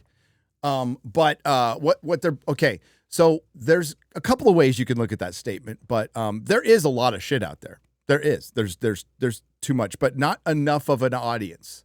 So you're saying, oh, the stuff is good. We're just making too much of it, and there's not enough people. Is that what you're trying to say? Because Jaws just disproved that. Weapons just disproved that. Weapons just disproved that. Top Gun Maverick disproves that. Deadpool Wolverine disproved a lot of that. Yeah. So it's when you make something good, they tend to show up. Barbenheimer disproved that. So the season certainly started off with a bang, but grosses took a nosedive in the latter half of as the life raft once provided by the foreign box office nearly deflated, and a glut of male skewing, there we go, 10 polls, battled for scraps in North America. Disney's live action Lilo and Stitch, MauLer's favorite movie of the year, and Yay. Paramount's Mission Impossible Final Reckoning fueled a record Memorial Day weekend. What was the problem with Mission Impossible, guys? I lost money. It cost too much to make, and it wasn't that good. Yeah. Lilo took in $182 million during a 4-day holiday, on its way to becoming the only 2025 title so far to cross $1 billion at the global box office. And that's because, you're not just taking you're taking your entire family there. And of course it was gonna, it was a popular movie. And again, MauLer loved it so much. He saw it twice. I never saw it. So MauLer said it was an abomination, by the way. Mission Impossible opened to the franchise best $79 million domestically for Paramount. The late May bloom resulted in domestic revenue up 25% year over year, but the downhill slide started soon. Since June 13th, We've just Juneteenth. Since the fucking shitty superhero movie. We've had just one up weekend, which was July 11th to 13th when Superman opened, notes ComScore chief box office analyst Paul Durgarabedinian. Paul Durka. And beginning July 18th, the domestic box office has been down every weekend for 6 weekends in a row. The result, the year-over-year much-needed advantage has diminished to a mere 5%, guys. Wow. They've lost 20% of their fucking... Oh, fuck. It ain't going to get much better towards the end of the year, sunshine. I'm praying for Avatar to do all the business in the last 2 weeks or whatever. In the last, what does it come out on the 18th, right? Yeah, like the last week and a bit. A little, like almost 2 weeks. Shit. David Croyer, consulting and research firm Just Watch Media, which monitors trailer campaigns and movie-going habits, found that weeks ago, only 25% of the people said they prefer to wait to see summer movie on streaming, a healthy sign. In more recent days, however, the number shot up to more than 36%. I think the percentage is way fucking higher. I think that's what you asked of movie-going audiences, but the people who used to go and stopped going, you couldn't even ask because they don't go. He says this hits mid-sized movies particularly hard. No shit. As well as being a major reason why the sheer number of people going to the cinema may never equal pre-COVID times. And that's what's forced theaters to get a little creative. And we're seeing a lot more anniversary screenings now. All the Harry Potter movies were at Regal for a while, and they need it. That's probably making them more money than Being Caught Stealing, a Darren Aronofsky movie trying to be Guy Ritchie. That's what it looks like. I haven't seen the movie yet, but it's just not going to pull a lot of people in, and a lot of people are just wait for streaming or just never see it. I don't think the studio system will fill the gap that started from the pandemic. You know, they never mentioned the strikes. No. Well, that would unfortunately allow them to address some of the issues that happened and the reasoning behind the strikes and what happened as a consequence of them. But I don't think they're ready for that conversation yet, guys. No, they would have recovered from the pandemic by now if they had made quality content and actually made some stuff. We still have stuff delayed from COVID and the strikes. A lot of stuff that came out this year was delayed from the strikes, which were 2 years ago. 2 years ago. But they never bring it up. It's not a mass market anymore. It's about an even smaller group of people going to the movies more often. So there's a lot more streaming and watching at home. Mission Impossible was among numerous tentpoles competing for male eyeball. Here we go again. In the U.S. before the pandemic, a studio could rely on the foreign box office to make up for any lost ground stateside. China alone could pony up 100 million to 200 million. That's not an actual. That's what you bring into the box office. That's not what they're taking home. Taking home 25% of that. 25% of that, if not more. That 100 mil is 25. That 200 is 50. In receipts. These days, a Western title is considered a hit if it earns 50 million at the Chinese box office. So we can go back. Yeah, but do you know what? Do you know what they're not saying there? Do you know what they're not saying? They're not saying that that's because China has really gone all in on its movie business. So people in China are going to watch Chinese movies now, and not foreign movies, because they've actually moved much more aggressively into that marketplace. Well, they mentioned below here, Hollywood titles used to make up to 50% of the box office revenue in Vietnam. Now it's just 14%. So yeah, it's competition. And also they just haven't made anything really good.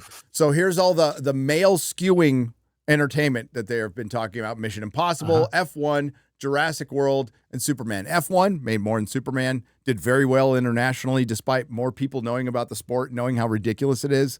I loved it, by the way. Loved the damn movie. think it's great.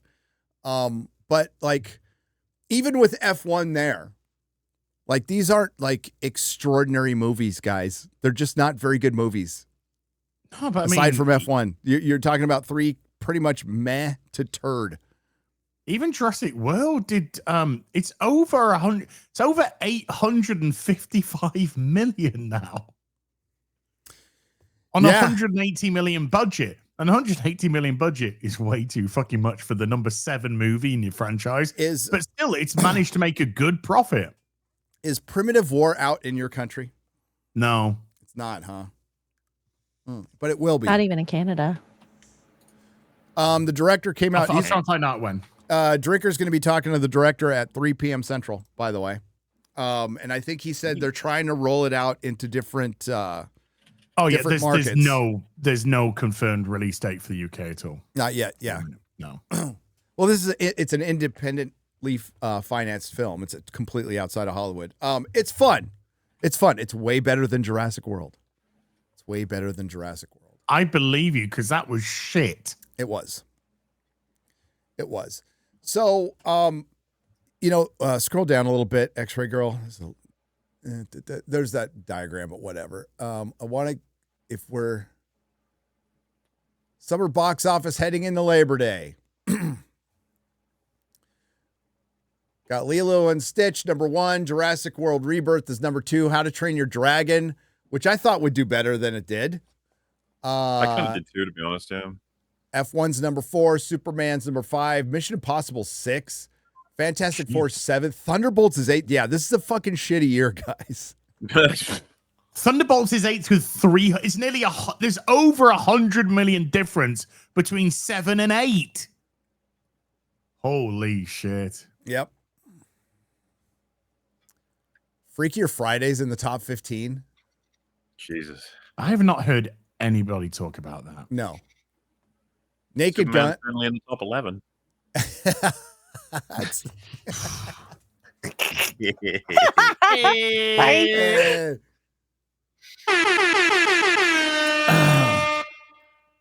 Yeah, it's just a bad year.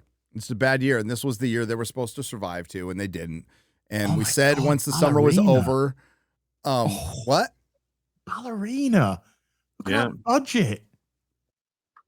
What the fuck? What was Ballerina's budget? 80 to 90 million. What? How? Yeah, and as predicted, there's right now there's better stuff on streaming. There's more stuff to look forward to on streaming. I can't think of a reason to go to the theater outside of Tron, but Tron's not going to be a hit. Like, it's not going to be some big hit. What's the budget of Tron? Oh, Gordy. What's it called? Tron Legacy? Tron Ares. Tron Ares. Yeah. Tron Ares. I feel like Wicked will do good. Yeah. But will it do it's predicted at around 150 to 170. That's pretty high. It's yeah. I think it's going to really struggle to make that. I think so. I think Wicked will probably do what it did last time at the box office. Wicked will do good. Yeah. Mortal Kombat got delayed till next year. Just randomly 2 months before it was going to come out. I think they're just writing off this year. I think that's pretty much it. Yeah. What the hell is this? Hang on. I don't even know if I want to read this. X-Ray Girl, you can take that down. It's the New York Times, so it's probably fucking retarded. Yeah. Disney and the decline of America's middle class. People are being murdered in subways. I know. New York Times. Oh, it's theme parks. Okay. It's I don't go to Disney theme parks. Who gives a fuck about theme parks? It's Disney and the decline of America's middle class. All of a sudden you care about the middle class, huh? New York Times. Get fucked.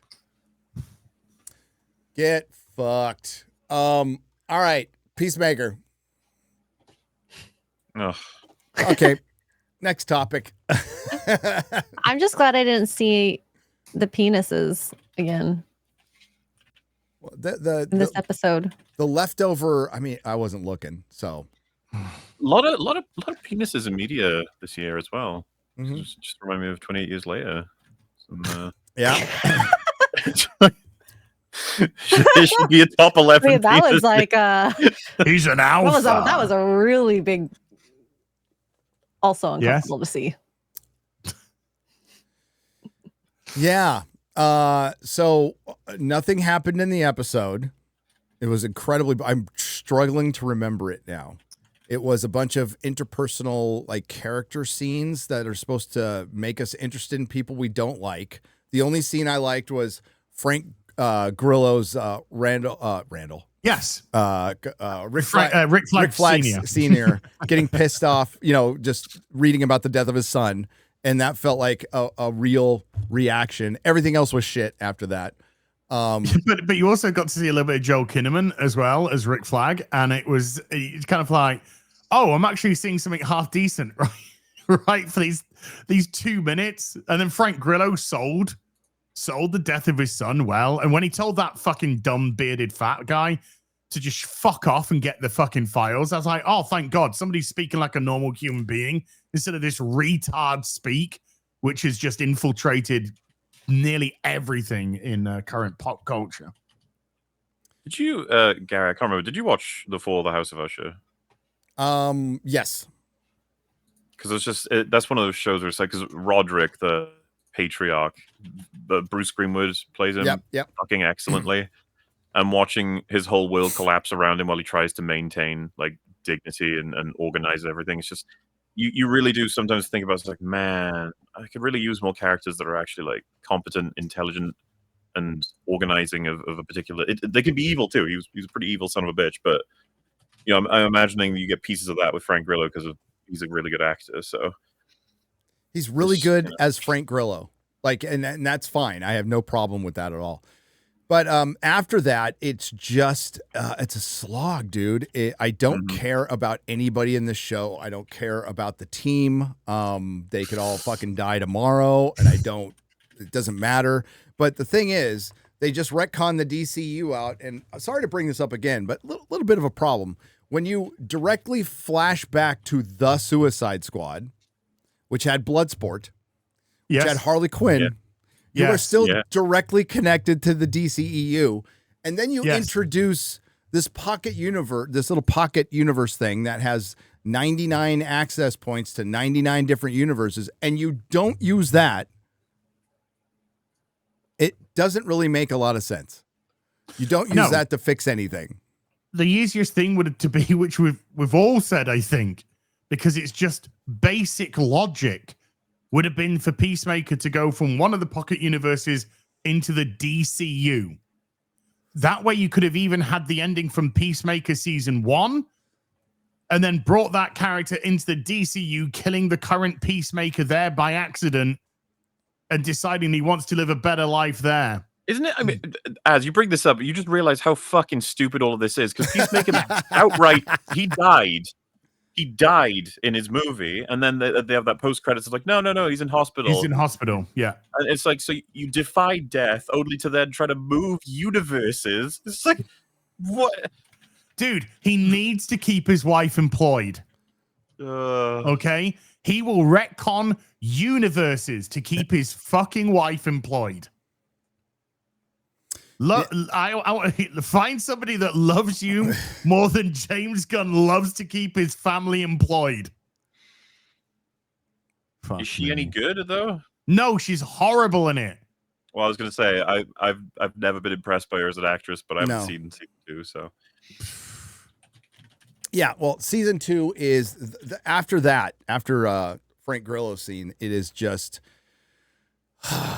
they Peacemaker's still sad. There's a leftover of the bisexual orgy, right? And then he ends the episode kind of coked out again. And it's the character is completely regressed. I don't know where it's going. They keep focusing on James Gunn's wife, and Peacemaker's pining for James Gunn's wife. I know, dude. I just even talking about the show. Vigilante's doing next to nothing. They have a little office party because Amanda Waller's daughter is still in the show, even though she's not connected to Argus anymore. I don't know why she's even there. And she's a black, fat lesbian. And so box tick, box tick, box tick. And they made sure to have a nice long scene with those two still being broken up. So at least that checks. Yeah, but there wasn't any domestic violence. So it no, wasn't and there was realistic. no U-Haul in the front yard. I was a little disappointed. But the episode was sponsored by Bud Light, and you know that's a troll. You know they like probably went to Bud Light because of the backlash. Because you absolutely know they did, 100%. And there's Bud Light everywhere in this thing, right? And they have a dumb little office party and whatever. And there's the only thing is Eagly has a scene, MauLer, who I admittedly like more than I like Crypto. And Tim Meadows is in it from Saturday Night Live. And as talked about this on Friday Night Tights, a lot of this feels like it's ad-libbed. A lot of the comedy feels ad-libbed, and none of it lands. Like I didn't chuckle once in any of this one. And when Eagly was, going after the lesbian named Titty's fucking jugular, I was like rooting for Eagly. I'm like, go. But yeah, and he killed his other self, and he wanders in. What happens at the end again? God damn it, I've seen it. He goes. He's now made a decision to go into the new universe. Yeah, he's just gonna. He texts James Gunn's wife, and she says, "Hey," and she does the heartbreak Broken emoji. heart, yeah. So it looks like in this universe, he broke up with her, and she's gutted that. But he's gonna like make amends and whatnot. I don't care. I don't care. It's but just so I'm clear, because I haven't seen this. Harcourt is James Gunn's wife's role, and she's like in a relationship with Peacemaker. Yes. Well, no. They had a fling in this universe. Okay. Not in the DCEU, but in the new DCU, they had a fling. Now, I don't know if it was between times where they were converging universes, and I don't care, but they had a fling on a boat. That was another thing from DC. Remember Convergence, Gary? Oh, my Lord. And he's in love with her. So he's got a better life in the other universe where his dad's still alive and his brother's still alive, MauLer. And they're his nice. dad's not a Nazi. And his dad's nice. So, I guess I'm also just like, why did he want to write it so that those two were together in his own project? I have a guess. Maybe he's got some cuck fetish, you know? I mean, that's the first thought, right? Like, Yes. Yeah, cuck fetish. Yes. I want to see John Cena plow my wife. So what pulls him over to the other universe isn't necessarily his dad being nice and his brother being alive, is it's Harcourt's over there, and he has a chance with her. He has a chance with her there. Yeah, but to get over the fact that Harcourt, James Gunn's wife, doesn't want to be with John Cena in this universe, he sucks dick. That's one way to get over someone, I guess. I'm so gutted about this woman not wanting to be with me. I'm gonna have sex with men. Well, does that dick make it into the top 11?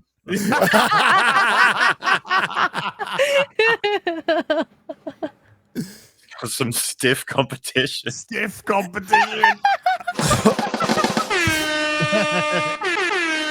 Oh no.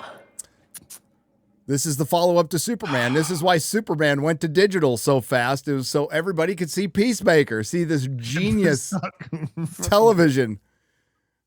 Hey, remember the guy who's holding the coffee at the beginning? The guy says, from the orgy that's still there, hey, can I get me some of that hot stuff? And he's like, oh, you mean the coffee? You mean the coffee. So he makes 1 cup of coffee for the 58 fucking orgy people. Yeah, and then makes them all leave. Wasn't that funny? It was super funny. And Vigilante was mad because he wasn't invited.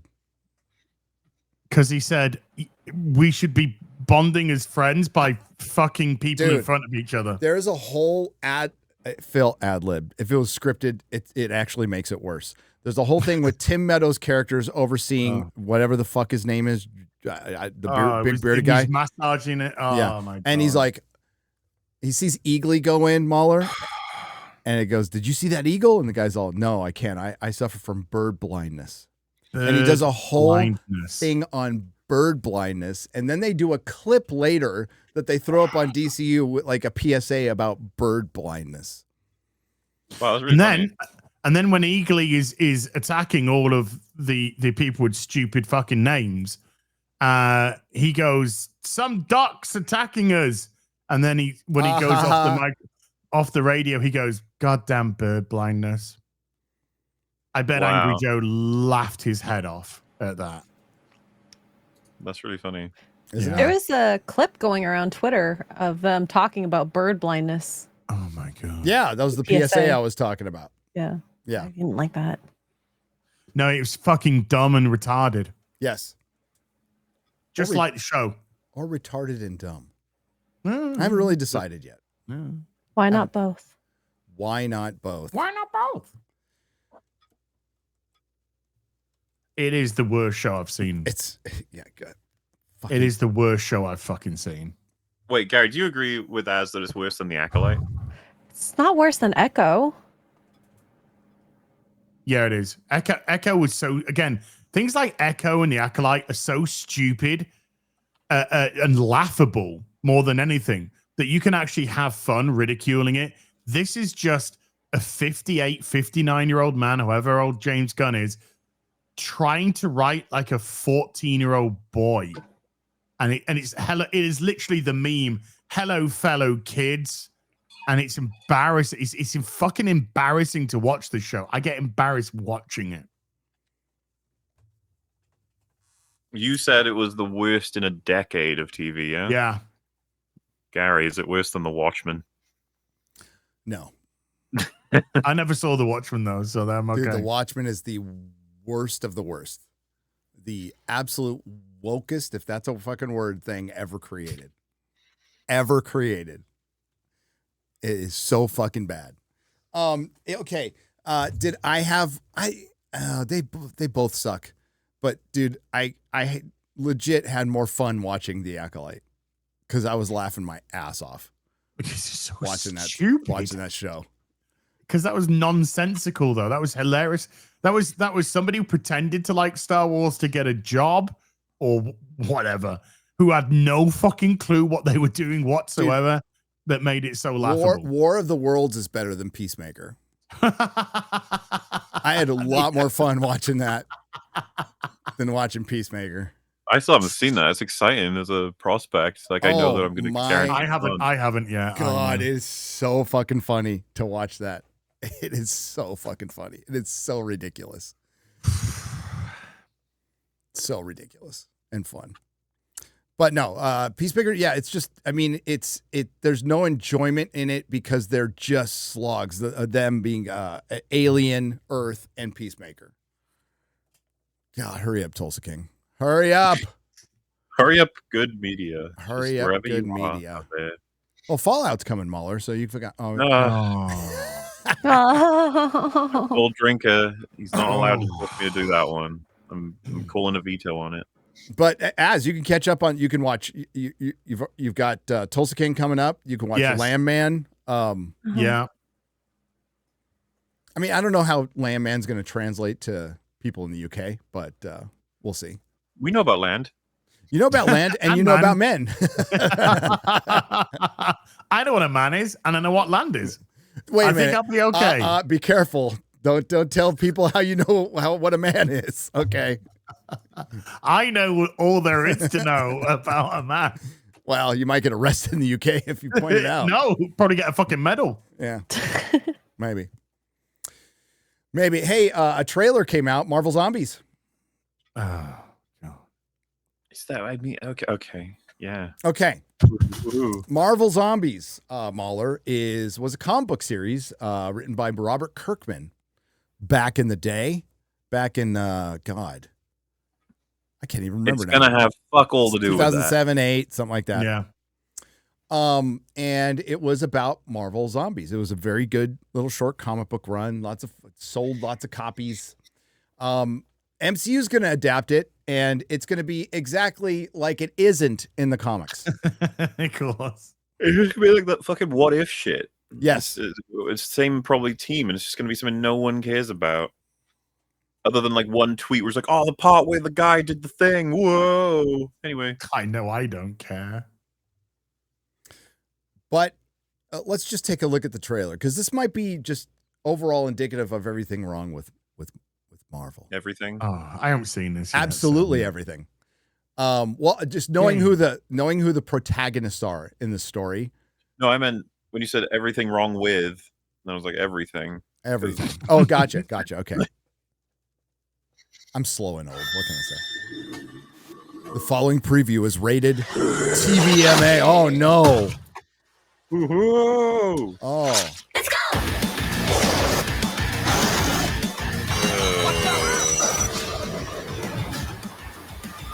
Oh, wait. They got girl power Wakandan zombies. And that's what they open with. They don't open with they don't open with Iron Man or Harry. Captain America. Harry, this is Hard Home. They've just stolen the shot. Dude, it is. From the water where they're looking back. It at the is. water. Oh my God. the water, yeah. You sons of bitches. Okay.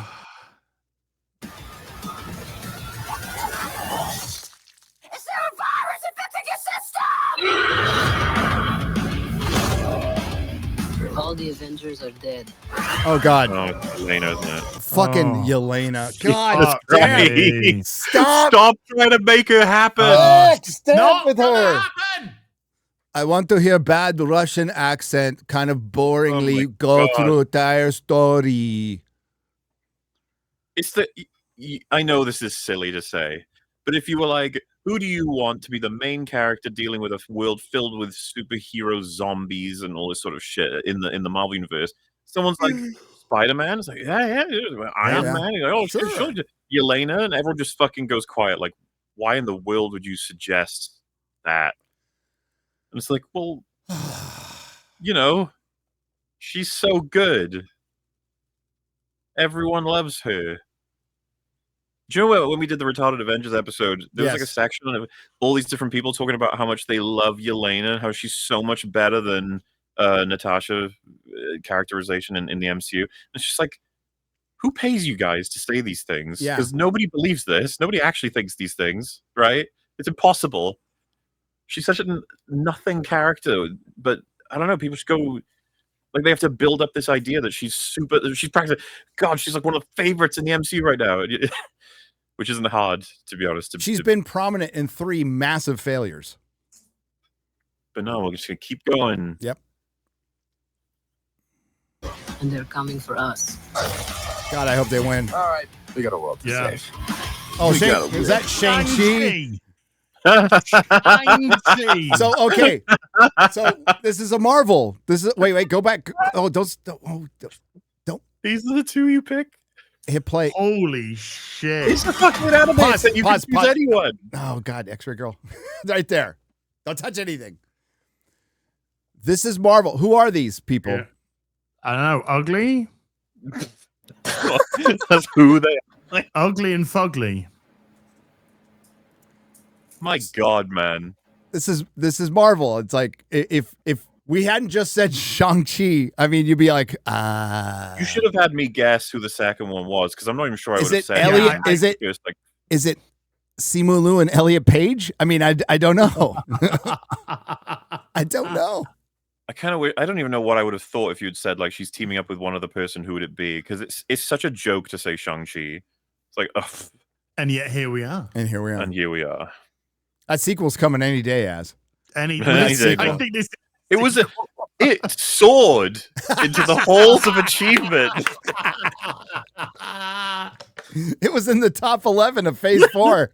Ah, damn. And there was only 9 films in it. Superman came 10th in that one. I would love to ask him when the sequel's coming, but he does have me blocked. What a shame. I know. Hit play. Oh, what's this? Zombie Cap. Oh wait. Zombie Namor. Hang on. Can we go back see who those people? Because we got. Who the fuck is that? Side shaven. Oh my lord. As always, but if you go to like 40-ish, just when they were scanning around the room, there was a couple of people. I got distracted. We got. Is that Moon Knight? Black Moon Knight. Black Moon Knight. What? Who the fuck is that? Oh, is it Blade? It's that Blade. Look like Blade. That's though, supposed to right? be like, Blade. Okay, so yeah. And Yelena, that's Miss Marvel. Wait, Gary, that outfit looks a lot like Moon Knight's. It does. Yeah. It does, but Blade is supposed to be in this. I don't think Moon Knight's supposed to be in it. Hang on, let me check. Unless Moon Knight's a brother now, you know, like you never know. And then we got Red Unfunny. Is there a character that combines Blade and Moon Knight at some point? Is that some kind of story in the comics? Disney Plus. I'm getting the list of Made because you want to kill yourself. Well, I know Blade's going to be in it, so Blade Knight, Moonblade. Okay, so the protagonists are supposed to be the people fighting the Marvel zombies are supposed to be Miss Marvel. Oh, right, there she is. Kate Bishop. Okay. Shang-Chi. Oh my god. You got Alexi there. Yelena, Blade, Spider-Man, Ironheart, some Black Widows, some Skrulls, the Red Guardian, Death Dealer, and Katie. Marvel's Katie. Yay, I get to reprise my role. So outside of Spider-Man, that literally just Spider-Man would have been better. That lineup fighting a bunch of dead zombie Marvel heroes from fucking phases 1 through 3 is a perfect encapsulation of Disney Marvel right now. Yeah. Holy shit. Incredible metaphor. And they should lose, obviously. Marvel's fucking Katie's back, man. Yeah, X-Ray Girl. Let's fucking go. This time she's gonna smoke a packet of Rothmans. Namor. Yeah, that's Blade. Well, yeah, but this is his outfit. That's what I'm saying. Well, who's that? Is that meant to be a Black Widow? That's probably a Black Widow. Yeah.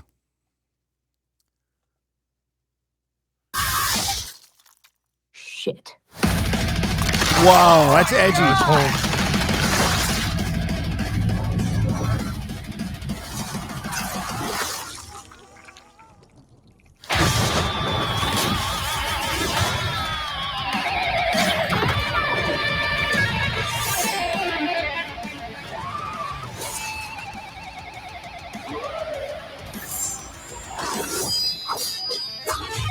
Oh, that's Ghost.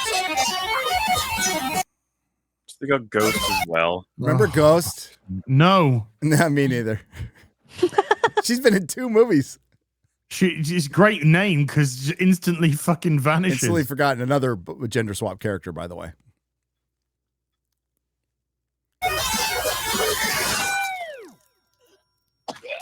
It's not the head though. So you can just...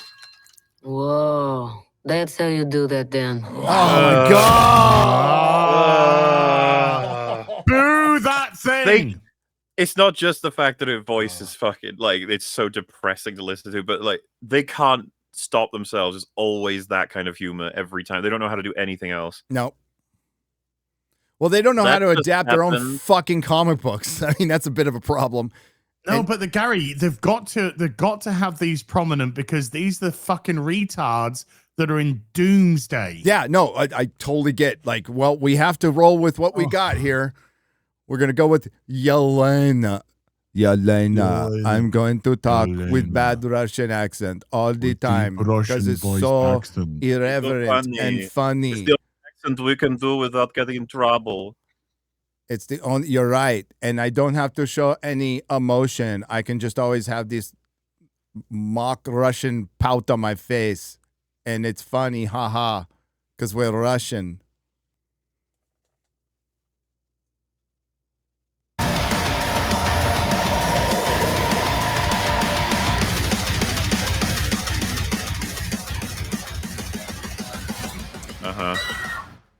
I'm sure some of them will have one line.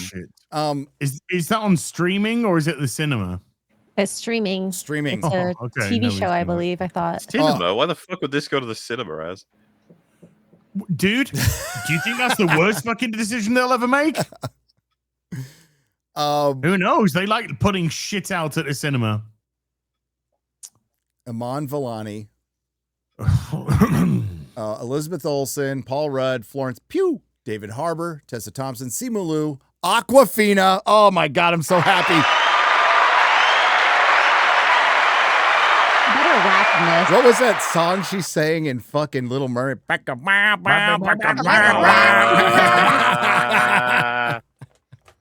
Oh my It's god! horrendous. Why is storytelling dead? Like, Oh, who did this? Oh my god, it's literally like a people I don't want to watch list of Marvel characters I don't care about. Wyatt Russell's or in wanna it. watch. I know. Did we see him in the trailer? Don't think so. No. He'll probably get killed and turned. So you're right. They're setting up Doomsday. See if you could find, one of you guys can find. There was a banner. I think it was at D23. I think it's real. I'm not sure. Did you guys see it going around on Twitter? The banner with the Mr. Fantastic in the middle. They're fighting a bunch of Dooms and stuff. See if you can find that banner. Did you hear what also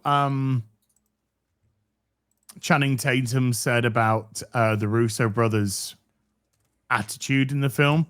He said they want it to be funny, but they don't want it to be silly because of his accent or something along those lines. So it's going to be a silly Billy Marvel movie. Yay. Wait, did you say that they don't want it to be silly? They want it to. He said that they want the film to be funny, but they don't want it to be, Well, to be clear, something. He doesn't use the word silly, but I'm just like, Infinity War was funny, but it had funny moments, but there was plenty that was serious and was allowed to sit and everything. Oh yeah, we'll have to see if they can pull that off again. I doubt it.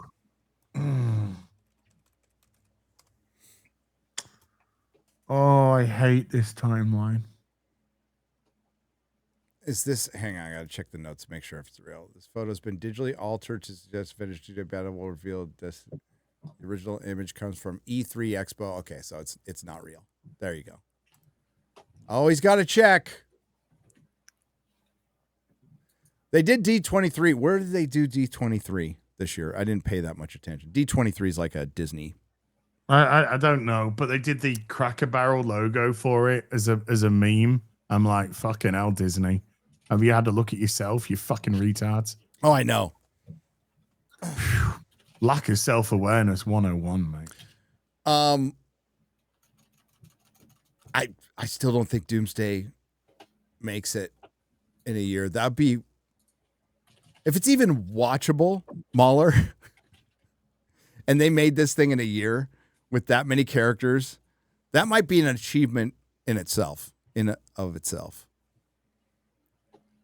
I mean, they're going to film everyone's jigsaw pieces, and then some editor is going to have a nightmare trying to put them together. Yeah. But we know that if they manage to whack this out in a year, it's just going to be dreadful. Yeah, I think you're right. I think Brand New Day, which Yelena will not be in, by the way. Yelena is not in Brand New Day. That will be, I think that's going to do better. I think it really could. I absolutely think it'll do better than Doomsday. I'd fucking piss my pants if Doomsday did like 600. But I don't think Doomsday's hit $1 billion, and I think Brand New Day is going to do. I think Brand New Day is going to do substantially more than Doomsday. Wait, where do you think Doomsday's landing right now? Between 8 and 9. Okay. I still say billion. I could be a sweet summer child. I still say billion just because it's. I used to think it was definitely $1 billion. Now I'm like, I still think it is gonna be $1 million, but it's actually really difficult to call now. Yeah, I think Brand New Day could do like 1.2, 1.3, and Doomsday will just crawl across $1 billion. Have a great first weekend, a banger first weekend, and a 75% drop. Because it's crap. Because it looks like The Flash.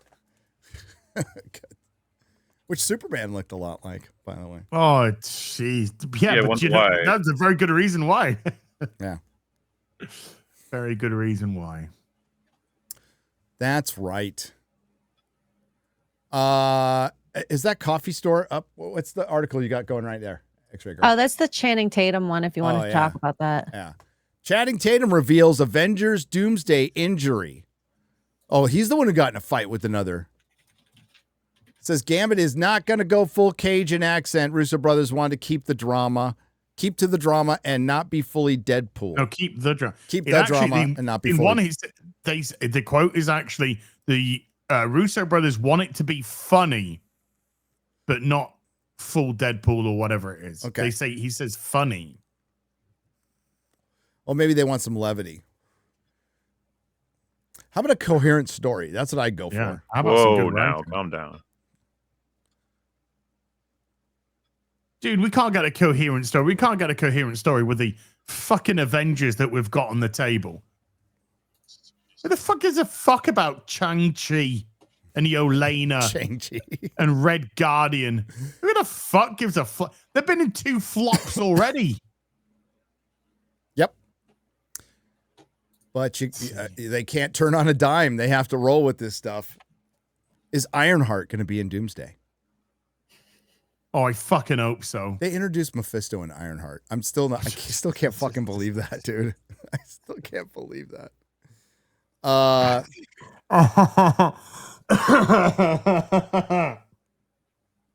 still can't believe it. Who are they going to introduce in Supergirl? Who's going to be at the end of Supergirl? Is that where they're going to stick the Brainiac post-credit scene? Maybe. Probably. I'm thinking Supergirl will probably have a lot of cameos. Aside from Anything to keep it afloat. Yeah. Cameo. Well, we've seen cameos don't necessarily float your boat. No. Now. No, they don't. Real quick. Well, that boat will not fucking float. Supergirl's going down. Oh. It's going to make $1 billion, MauLer. Or 800 million. It's going to make more than Spider-Man. I don't know about $1 billion. Are you crazy? Who's directing Supergirl again? I forgot. Oh, fuck knows. Fuck cares. Supergirl 2026. Director Craig Gillespie. Who has done Cruella? That's it. Yes, I remember. Dumb that. Money.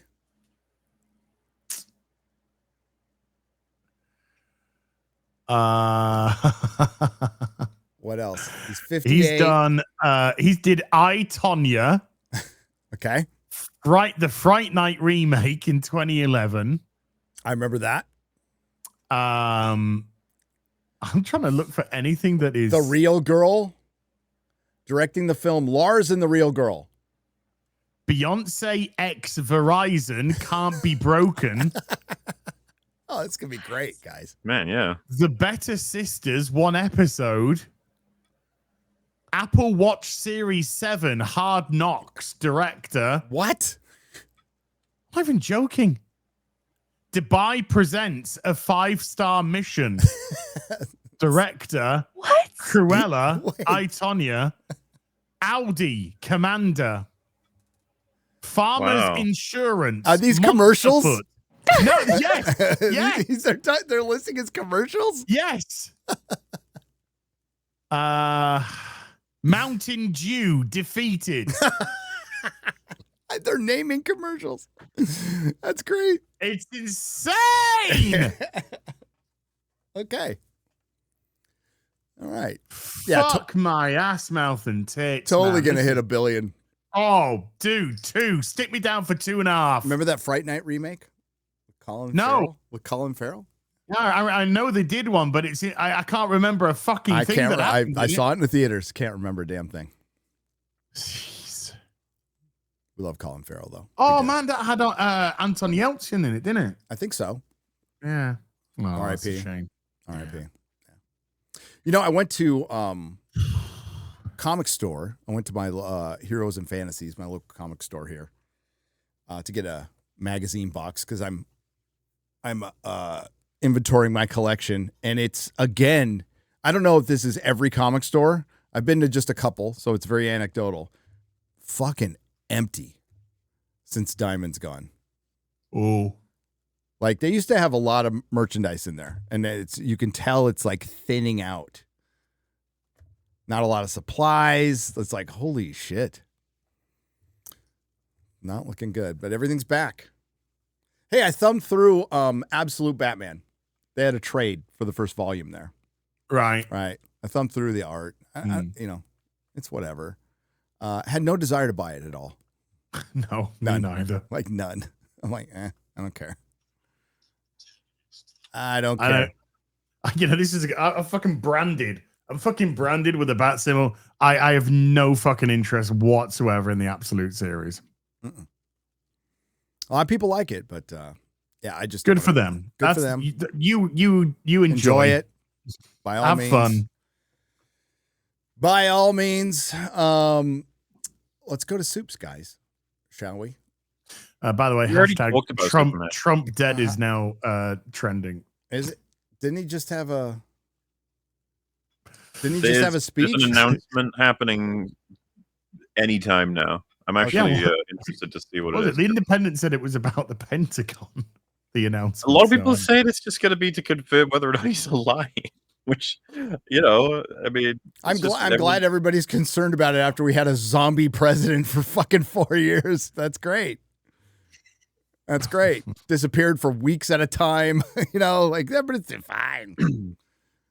But yeah, they're supposed to start at 7. They still haven't started yet. He's always come on, half an hour late. Ridiculous. Who do you think you are, Gary? Yeah. Red Mage. He could be a cyborg now, which would be fun. It could be. Yeah, what he comes out like RoboCop. Robo president. Dead or alive, the immigrants are coming with me. Right. Red Mage the 13th. Did I get this right, X-Ray Girl? Yes. Thank you. Has gifted 10 Nerdrotic memberships for 50. Thank you. Thank you, Red Mage. Josh Kelsey comes in and drops $19.99 and says nothing because that's what he does. Then Red Mage the 13th drops another 50. Just I've been meaning to ask you. The figures glass case behind you, where did you get something like that? Or Gary, since I'm in the U.S., recommendations for that type of case. Have a lot of figures downstairs I need to unbox and display. Are those Moja cases? These are Moja cases, yeah. The big ones here, these are called DF120s because they're 120 centimeters long. And then they're 60 up and 60 across. You can get DF160s. They ship from Singapore. You can go to the Moja Case website. This isn't glass. This is Perspex, and it's magnetically sealed on the front. They are fantastic. Absolutely fantastic. Expensive. Not cheap. Expensive. Also, took a long time to ship. Takes a long time to ship. Yeah, because they're made bespoke. So if there's like there's meant to be like a 6-month gap between shipping. They did have shipping issues, but the second batch that I ordered, that actually shipped within 5 months. And that was a much bigger shipment as well. So, but they are great. And you do have to build them yourself. You do. Sorry. What people used to use, they don't anymore. But what was popular, there was an IKEA like glass display. Yeah, shelf. I got a few of those. Yeah, I got like 4 but of they those. they never lined up right. No. They never lined up right. Like they either had too much space above the figure, or the figure the statue wouldn't fit, or the fucking shelf would break. It would just fucking break. Yeah. Because it's which glass. happened. It's a glass. It's because it's fucking IKEA, dude. It's IKEA shit. Hey, we all had I was not. I didn't have a lot of money. We had to go to IKEA for fucking chairs and shit. Hated that stuff. Where'd she go? Bye, X-Ray Girl. Bye, X-Ray Girl. But yeah, and don't ask me for the shelves I got, $20 each. Nice. I got to dust. Doesn't have to dust as much as I do. Yeah. So you know the Golden Gate Bridge, it's always being painted. You know, like the Golden Gate Bridge, it's in a constant state of being painted. Like once they start one end, they go right back over. They have to always paint it. I have to do that because it's on the salt water and being its proximity to the ocean, so it would just rust away. So they have to always paint it. Have they ever considered I don't know. Is there like a material they could make it from or paint with that would solve this problem? Have we not figured that out? Not really sure. If they didn't paint it and it did rust away, would that break away San Francisco from the rest of civilization? From Marin, no, it wouldn't, because there's still the Bay Bridge. I mean, okay, it kind of would, because nobody wants to drive through Oakland anymore anyway. Well, the funny thing is, it's a really well-made bridge. It's better made than the new Oakland Bay Bridge that they have, which they didn't galvanize their giant fucking bolts, right? So there's water seeping into it, and they were worried. Tune. Yeah, there you go. I just think it's unbelievable they fucking rebuilt the whole Golden Gate Bridge after Magneto destroyed it. They did. Well, they didn't need to rebuild it. He kept it pretty much intact. I think structurally they got Polaris to lift it back, right? And then I was gonna say as part of his prison sentence, did he have to move? Yeah, they have to move it back. Yeah. And I loved how it perfectly lined up from fucking Alcatraz to the shore, just like it's the same distance. That was so fucking funny. And then he had Elliot Page in drag for some fucking reason in it. Oh, bro, I went to we got invited to a promotion for X-Men 3 down at some army base, right at the base of the bridge, and got to meet Ann Paquin down there. Yeah. That was fun. That was fun. Rog Yui. That was fun. Movie was not great, but man, there's worse out there. There really is. But yeah, so I have to dust all the time. So this room is in a constant state. I have one of these next to me at all times, and feather duster, a little feather duster, and I just a little shelf every day. Depending on how attached you are to oxygen, if you just hermetically seal the entire room, I could do that. Well, I've got the air filter things going. I've got 3 of them going in here, and well, dude, Texas is dusty. It's a dusty place. So, but yeah, I'm not going to spend. I spent all this money on figures, and it's like I ain't fucking spending a bunch of money on shelves. Fuck that.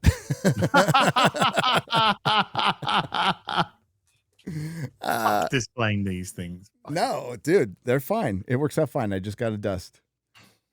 But I probably paid, like, my entire room was probably one set of your fucking matcha cases, dude. Oh, and then the thing is, then getting them, and I'd have to put them together, and so it's like, fuck that. And half the room is already built, and it would be like the worst game of Tetris ever to try to fix it. What you need to do, right, is get a brother-in-law like Mr. Porkchop, and then just pay him to come up and do it for you. It's great. That's what I do. And he sorts out all the lighting for us, puts it all on the good for the Mr. Porkchop. Mr. Porkchop's a swell guy. Get it all on the Tapo app. Boom, boom. Here, douche. Turn the lights. I can do it all from your phone. He's so now. fucking funny. When we were hanging with him at Clarkson's farm. Clarkson's farm. Yeah. Like, it's so lovely that you asked me to come. I wasn't sure if I was supposed to come or not. Yeah. He's so fucking British. I'm dreadfully sorry. We love you, Mr. Porkchop. Hey, I wonder if me and Shad's we signed the wall. I wonder if it's still there. We'll have to go find out. J-Mac for 100. The amount of beloved IPs that have continued from the 80s that only have 1 or 2 good entries in them is actually staggering. You can't really say you're a fan of these franchises anymore because people might think that means you like the shit like Romulus and Dark Fate. You're right. And that's what's happening now. And I was warning about this, and so were you guys almost a decade ago now. We are starting to get, we now have more bad Star Wars than good Star Wars. Mm-hmm. A lot more. Like, it's not even close. We have much more bad. Star Wars is a bad brand. And it's starting as epic as the original trilogy, and as much people love the prequels, it is getting drowned out by all the shit. That's happening to the MCU now. You know, the phase 4 and 5 are filled with so many TV shows and stuff. There's now more bad Marvel than there is good Marvel. Mm-hmm. And we're not quite there with Star Trek yet, but we're close. Wait. No. No. Okay. Yeah. No, we're not there with Star Trek yet, but the good stuff for Star Trek ended in the early 2000s. Kurtzman is trying. So we had 5 seasons of Star Trek Discovery. We're going to have 5 seasons of Strange New Worlds, 2 horrible seasons of Picard, Section 31. We'll get a minimum 2 seasons of Star Trek Academy. So you're catching up. I mean, it's not there yet, but you're catching up. Is it Neil Duncan Harris has filmed something for season 2? So I can only imagine it's a holodeck thing. Oh. So Tom Paris is going to be in season 2. Star Trek Academy. That's going to be such a shit show, dude. I'm going to have to cover that. I mean, it's a sequel to Star Trek Discovery, for fuck's sake. Dude, it's a sequel. It's not a spin-off. It's a spin-off. It's a spin-off of Discovery. The only thing that Discovery should spin off is Into the Fucking Sun. But Romulus and Dark Fate, I think gets forgotten about, like how bad and how good of an example it is of the vandalization of, especially since Terminator already been fucked with before, right? But they decided to level up MauLer with, and I know MauLer agrees with me on Dark Fate with Cameron's involvement. He wrote the story. He wrote the damn story. I mean, you know, there's details to go over, but just broadly speaking, if you told someone, it's like, do you know the way the film begins? As we go back in time to when John is a kid from T2 and he just gets fucking shotgunned to death. It's like, what? He's like, yeah. Now we're gonna have small, little, diverse Joanna Connor, and it's no longer Skynet; it's Legion, which is totally different. Like, fuck I mean, off, you're right, wank. Gary. It's one of the quintessential examples. They wipe out everything you know and like, and kill it all, like in the lore, and then restart and change everything. Well, change nothing except John is now a girl. And then, of course, you have the whole, like, oh, you're a girl, so you're going to give birth to the important person. You won't matter at all. Because that's how everyone sees Sarah Connor, of course. Everyone thinks she's, like, an irrelevant character that no one cares about and just there to birth a person, you know? That's how it works. And then, of course, they're like, big twist. She's not the mother. She is the important person. Mm-hmm. Oh, my God. We don't need a boy anymore.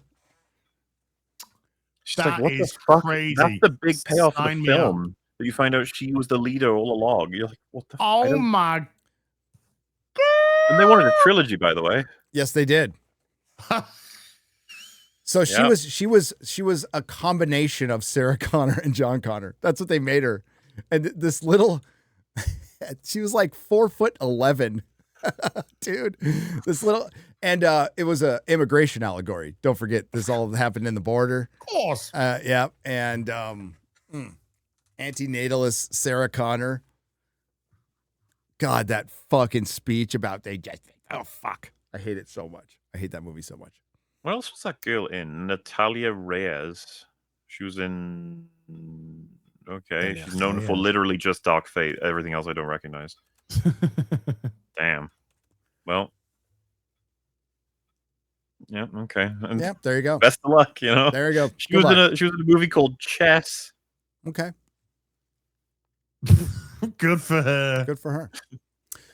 John Thomas for 20 says, MauLer, you gotta be in the room when the Janestown episode of Firefly comes on and everyone sings the theme and Ballad of Jane. Then watching one more time with then watching one more time with Feeling on screen while it's acted out on stage. Sure. I've seen it acted out on stage. I've seen that acted out on stage. They had a production of it in San Francisco for a while. If Az wrote the classics for $20, says Rocky Balboa. Okay. Well, it ain't about. Well, actually, Az should read this in his horrible Sylvester Stallone. What are you talking about? My Sylvester Stallone accent is amazing. Do you want to try reading it as then? Sure, bring it up. All right, it's over in the Sorry, private it's chat. in a- Stallone was with us for a second. There. Holy shit. Okay. I thought Stallone was on the show. Yeah, that was crazy. Yeah. Exactly. Fucking Tulsa King. I'll fucking king you. It ain't about how hard you rub one out to trans tits. It's about how hard you can rub one out to trans tits and keep moving forward. How much your dick can take and keep moving forward. That's how winning is done. Oh my god! Acting.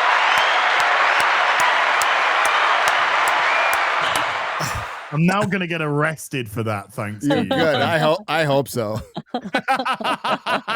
Could you get arrested on stream when it's on my channel? I just, No, next week on my channel live, I will be dragged away, kicking and screaming. God. We'd be all, oh no, don't take him. Stop. I'll be going, chat, don't stop super chatting. We keep your chair up in solidarity. Yeah, you'll be like, let's end this stream now and go straight to my channel to discuss. Yep, to discuss. Let's go. I'd be gutted if you didn't. 68. Great for 20 says, has MauLer ever thought of commissioning a wearable mask of his avatar or have an animated one like Little Platoon for live streams? You had an animated one on the Yeah, it's animated on Discord. Yeah. I can't use that here, I guess. It doesn't have the whatever, but I mean, yeah, I consider doing what Platoon does. That'd be kind of cool. As for like a real physical mask, They got to make would I commit one. and just do that? Has there ever been one made? Possibly like by fans and stuff. I just meant like, is there a place people go to get stuff like that done? I don't 3D print it, probably. know. I I would think guess. you'd have to paint it as well. Well, or lights for the eyes. That'd be kind of cool That'd be too. fun. Yeah. A fun little project. Legalize adulthood. What's up, brother? I got my shirt, by the way. I'll wear it.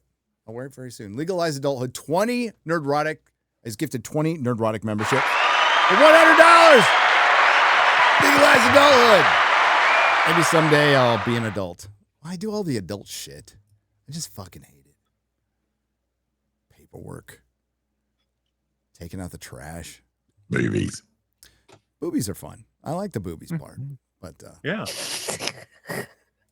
They're cool. they're cool. ARG, another name for 1999. Thanks, Legalize Adulthood. Thanks, brother. For 1999, J.K. Rowling's response to Linehan's arrest was spot on. Yeah, could you pull that up, please? Oh, Yeah. the woman who agrees with 99% of these weirdos. It's that 1% that they can't fucking stand her for. How dare she think women are women? I was saying Wampa for a second there.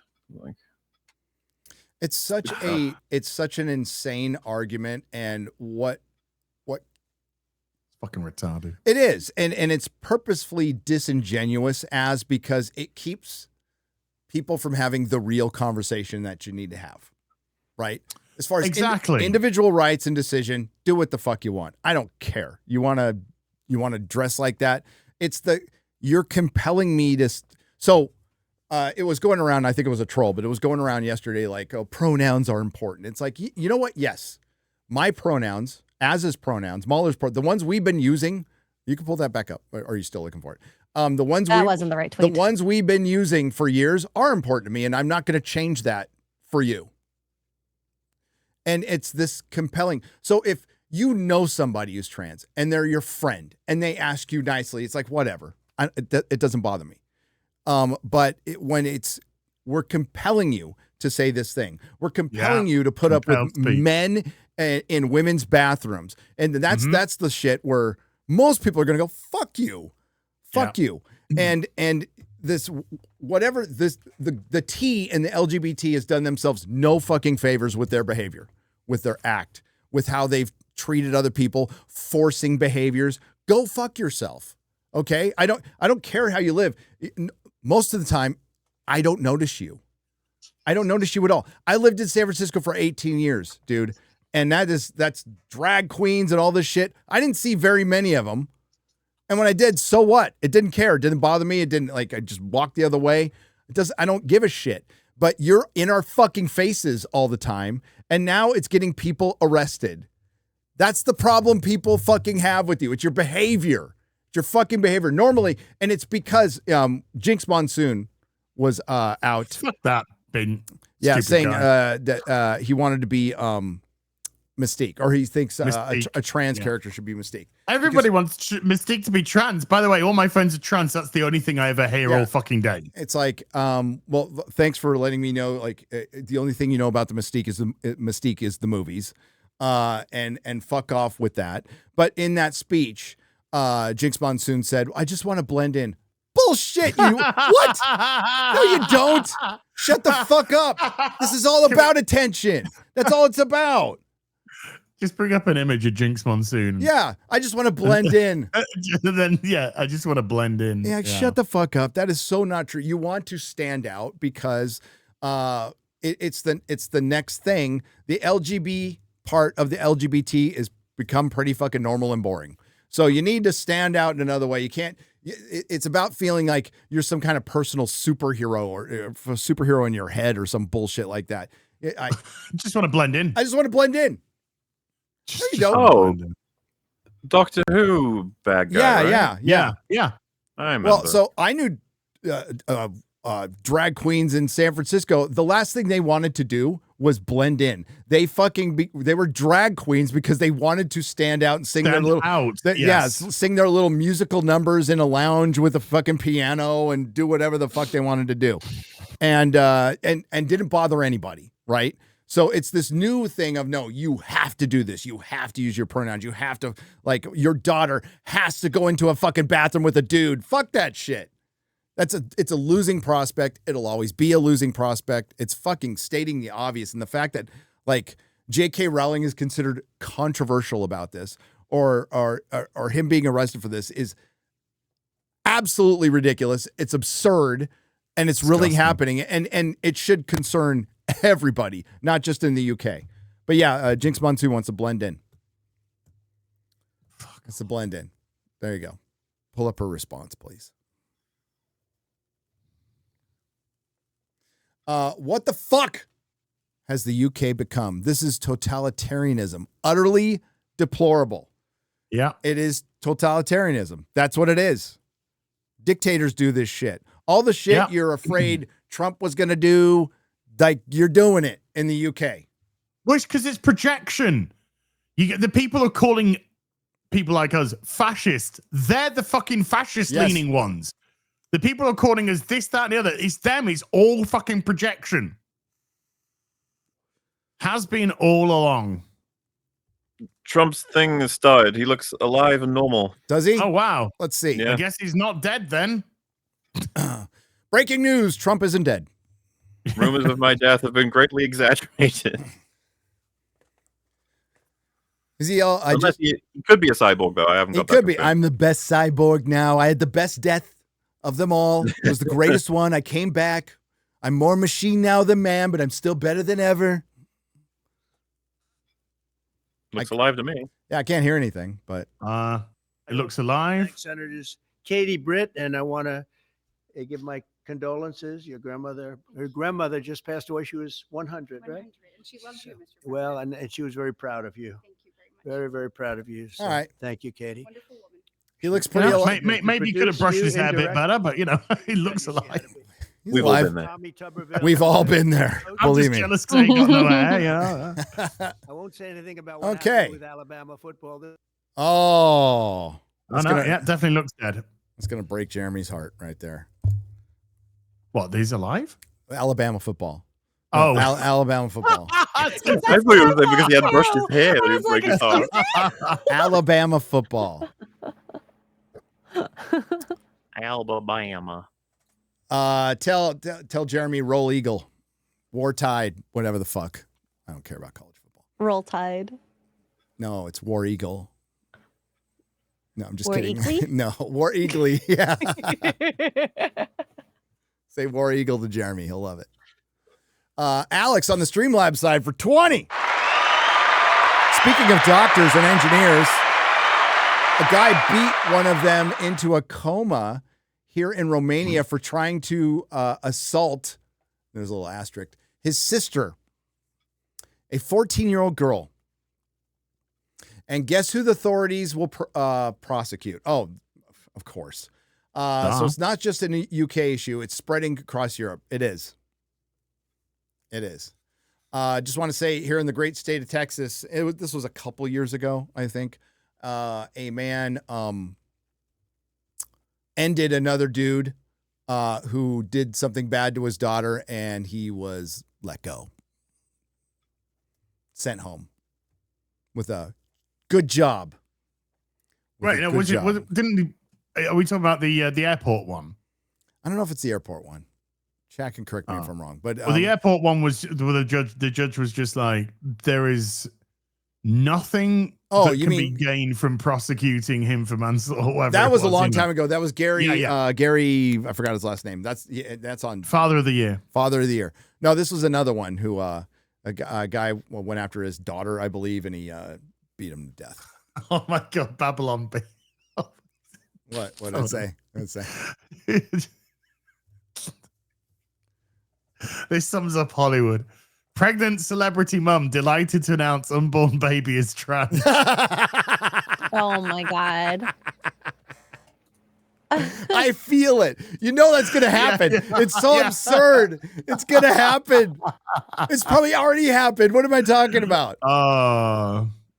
It's funny because it's true. Yep. ARG, another name for 1999, says survive until 25. Maybe a fix in 26. Performance is late in 27. It's too late in 28. And this is fine in 2029. Aaron Sparrow had the best one. It's we'll suck your dicks if you come to our movie in 26.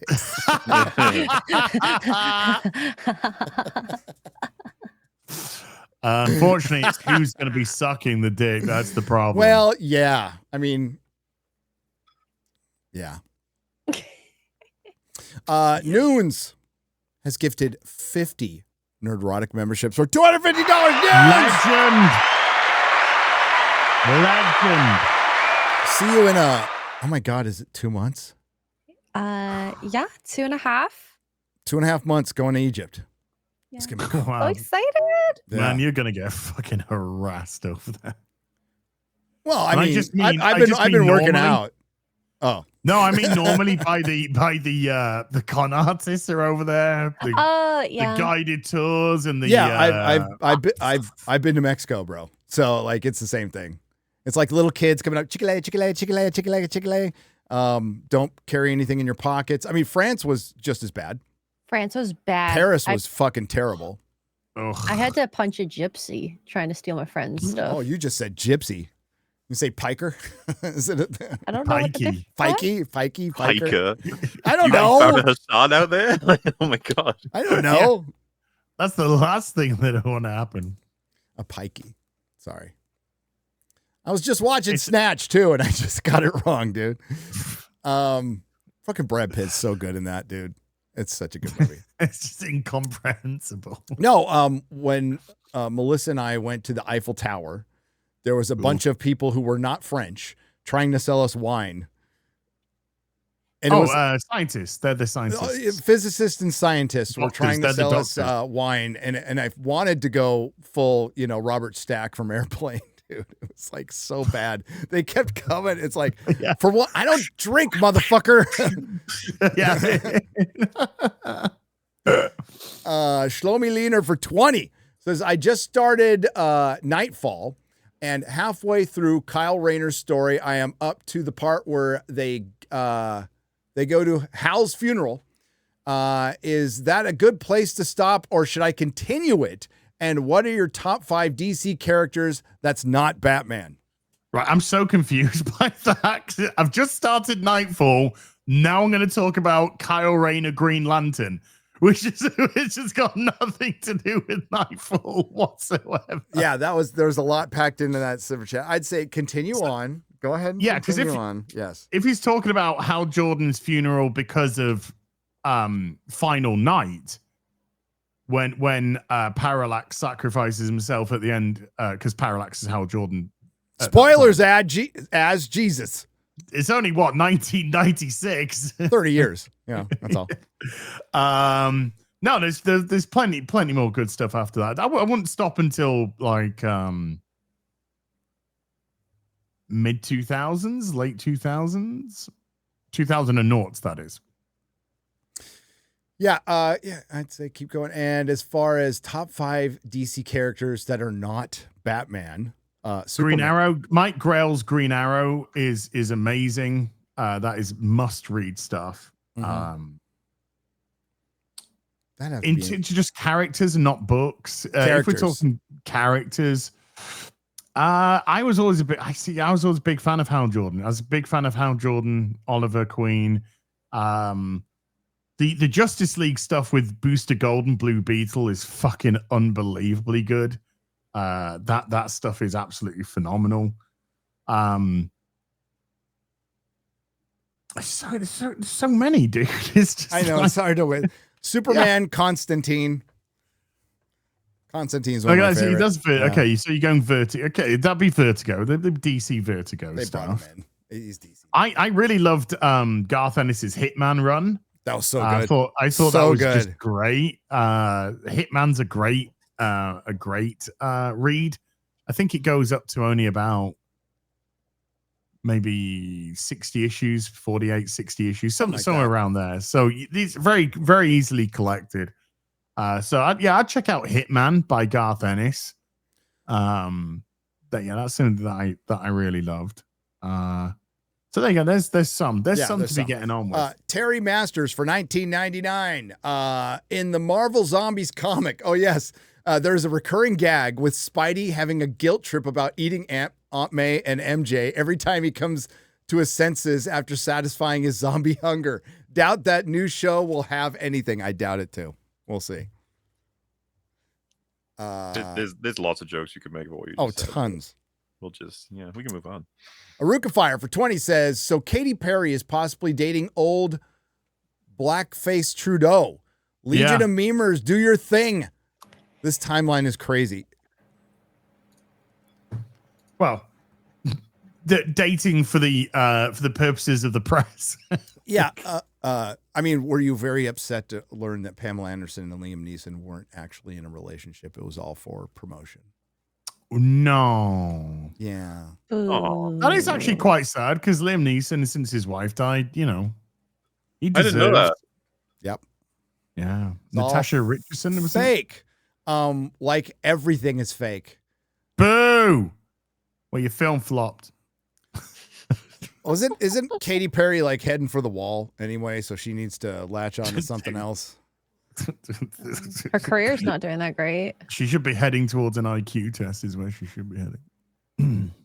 Well, I mean, she's one of those, I was a religious singer and then I sang about being a lesbian and then I got hooked into the producer that is the same producer of all the other pop shit with that algorithmic hook thing that they do that sounds all the fucking same. And I don't know, I fucking hate pop music. It's all shit. Sealy Akibe for $4.99 says long time as finally Sele. Sorry. Ahibe. Okay. Ahibe. Foreigner. As finally watched Solo Leveling. And Gary, thanks for your advice a few months ago. God's been good to me. Things have gotten much better. That's good. That's good. No, but I will get around to it at some point, Sally. Disbrew watches it. He's meant to be really good. Mechanism Studio for $10. I have a Mighty Morphin Power Rangers #1 getting signed soon. Is it worth getting Nakia? I don't know who this person is. Baris signature on it when she was only in one episode. Well, it's up to you. I mean, she was a Power Ranger, Zeo and Turbo mainly. It's if you want it as a collectible, I'd say do it. But just remember, when anybody signs a book, it devalues it unless it's verified by CGC or whoever. And you can't just have a certificate of authenticity because you can fake the fuck out of those, obviously. Yeah. So it needs to be verified. Otherwise, if you just want it signed, get it signed. The Heretical Nerd for $5 says, thank you so much, Gary, for inspiring me to start my own YouTube channel. Hell yeah, good. I recently reached the first level of monetization. Well done. Well done. It sucks you guys have to work for it now. It just kind of happened. Yeah, they'll actually like demonetize if you don't make enough, right? I think so. Some YouTubers dealing with that. If you don't make enough stuff, if you don't make enough, but also if you don't make enough money just in general, I think they like tell you, you need to speed the fuck up or something. It's just like, damn. Wow. YouTube just getting worse and worse. So there's a minimum level. Yeah, dude, it is. Andrew McCarty for $4.99. Gary, read the Infinity Gauntlet saga after Endgame. Magnitude's better. Adam Warlock leading the Avengers to undo the snap. Have MauLer read it. What, the Infinity Gauntlet saga after Endgame? I think he means read the comic based on what happened in Endgame. I read so that. you can see how it was properly done. The Infinity Watch and all that. I have it all. I read it all back when it came out. No, I think he said MauLer, didn't he? He said, Gary, read the Infinity Gauntlet saga after Endgame. Oh. I own it all. I own every Warlock comic ever made. I'm a fan of Warlock. That's why I was pissed. You are a Warlock. I am a Warlock. Now, Adam Warlock is fucking awesome. I remember being like blown away by Starlin's art when I was a kid and stuff. Yeah, I've read all that stuff. Yeah. Also, I'm afraid I have to go. I've got another meeting to get to post 8 p.m. I wish I could stay a bit longer to chat with you wonderful fellows. But hey, if we'd started on time, it would have been the full 3 hours. As. Wow! Wow! Oh my god! Yeah, Sure. as. How dare you, motherfucker! The absolute damage I dealt to him there. That was emotional damage. Critical hit there. That was a critical hit there. Yeah, I've got to use a health kit quickly. Health pot. Wasn't ready for that. Nope. All right, get out of here. I'll see you later. Yeah, I'll see if just remind me. How many? Is it? It how many is hours now? 5 hours from now. 5 hours from now. Gotcha. Yep. See you there. See you there. Bye bye. Bye bye. Boy. Dawnbreaker for 10 says time for an old-fashioned versus this week. Indiana Jones versus Rick O'Connell. Indiana Jones. Indiana Jones. No Who's doubt. coming out of the ruins victorious? Indiana Jones. Come on. Pegsy for $4.99 British pounds proper money. Rank the Better Call Saul speeches. I broke my boy Mike. Winner takes all Jimmy. The chicanery Chuck. And Walter wouldn't do it without me. I Oh don't my remember God, any of them. Pegsy. It's like, Yeah, I don't know. I remember they broke my boy Mike. It has been a minute since I've seen Better Call Saul. Great show, though. Great show. That requires brain power, something we generally rarely have, even early on in the stream. I never Sorry. saw Better Call Saul. Oh, it's really good. Really fucking good. you know I what could help? He just started too soon, really, after Breaking Bad, and I was just already sort of tapped out, you know? It's very, very heady stuff. It's very heavy stuff. You need to be in a... It's not in a light certain viewing. mindset. It's No. not like, yeah, there's so much like, that's why I always pop on like fucking Grand Tour or Clarkson's Farm in the background when I'm doing something. Cause I just don't, it's just very easy to have on the background, you know? You know, you want to sit down and rewatch Mobland, you got to pay attention. Got to sit there and lock in. Or Better Call Saul, or Breaking Bad, or Deadwood, or something like that. Yeah. Andrew McCarty for $9.99. Been watching Netflix Marvel made through The Punisher Season 1, Daredevil Season 2, and The Punisher Season 1. Decent. And Luke Cage, I like Luke Cage's character. Jessica Jones, definitely. Luke Cage, if all bad. Does it get better? Is Daredevil Season 3 good? Gary, MauLer, give me hope. Well, MauLer's gone. But I would say out of all the Netflix Marvel, all you really need to watch is Daredevil Season 1 through 3. If you want Jessica Jones, Jessica I'd say Jones season one, season 1, and half of Luke and Cage, half of Luke Cage, half of season the one, first yeah. season of Luke Cage, and that's it. That's it. When Cottonmouth Yeah. does something, then that's when you just need to stop watching. Yep.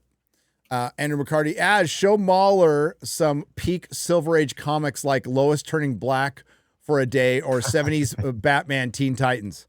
I own that comic, by the way. I got a CGC copy, 9.6. CGC, nice. Yeah, I got that thing. But there's a lot of based covers from that era. Oh, dude, the World War II no, ones. Lewis, I won't save you until you've made my sandwich. Yep. It's like shit like that. It's just so Or funny. Lois breaking into Superman's safe and finding all the letters from his ex-girlfriends, and he's like, Lois is just jealous.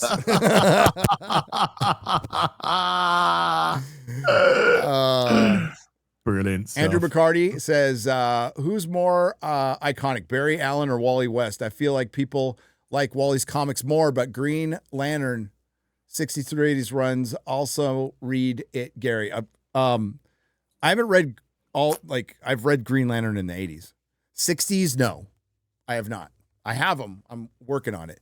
So Barry Allen is more iconic than Wally West, but amongst younger people, like including my son and even people even closer to my age, I think they liked Wally more because there was just more of them.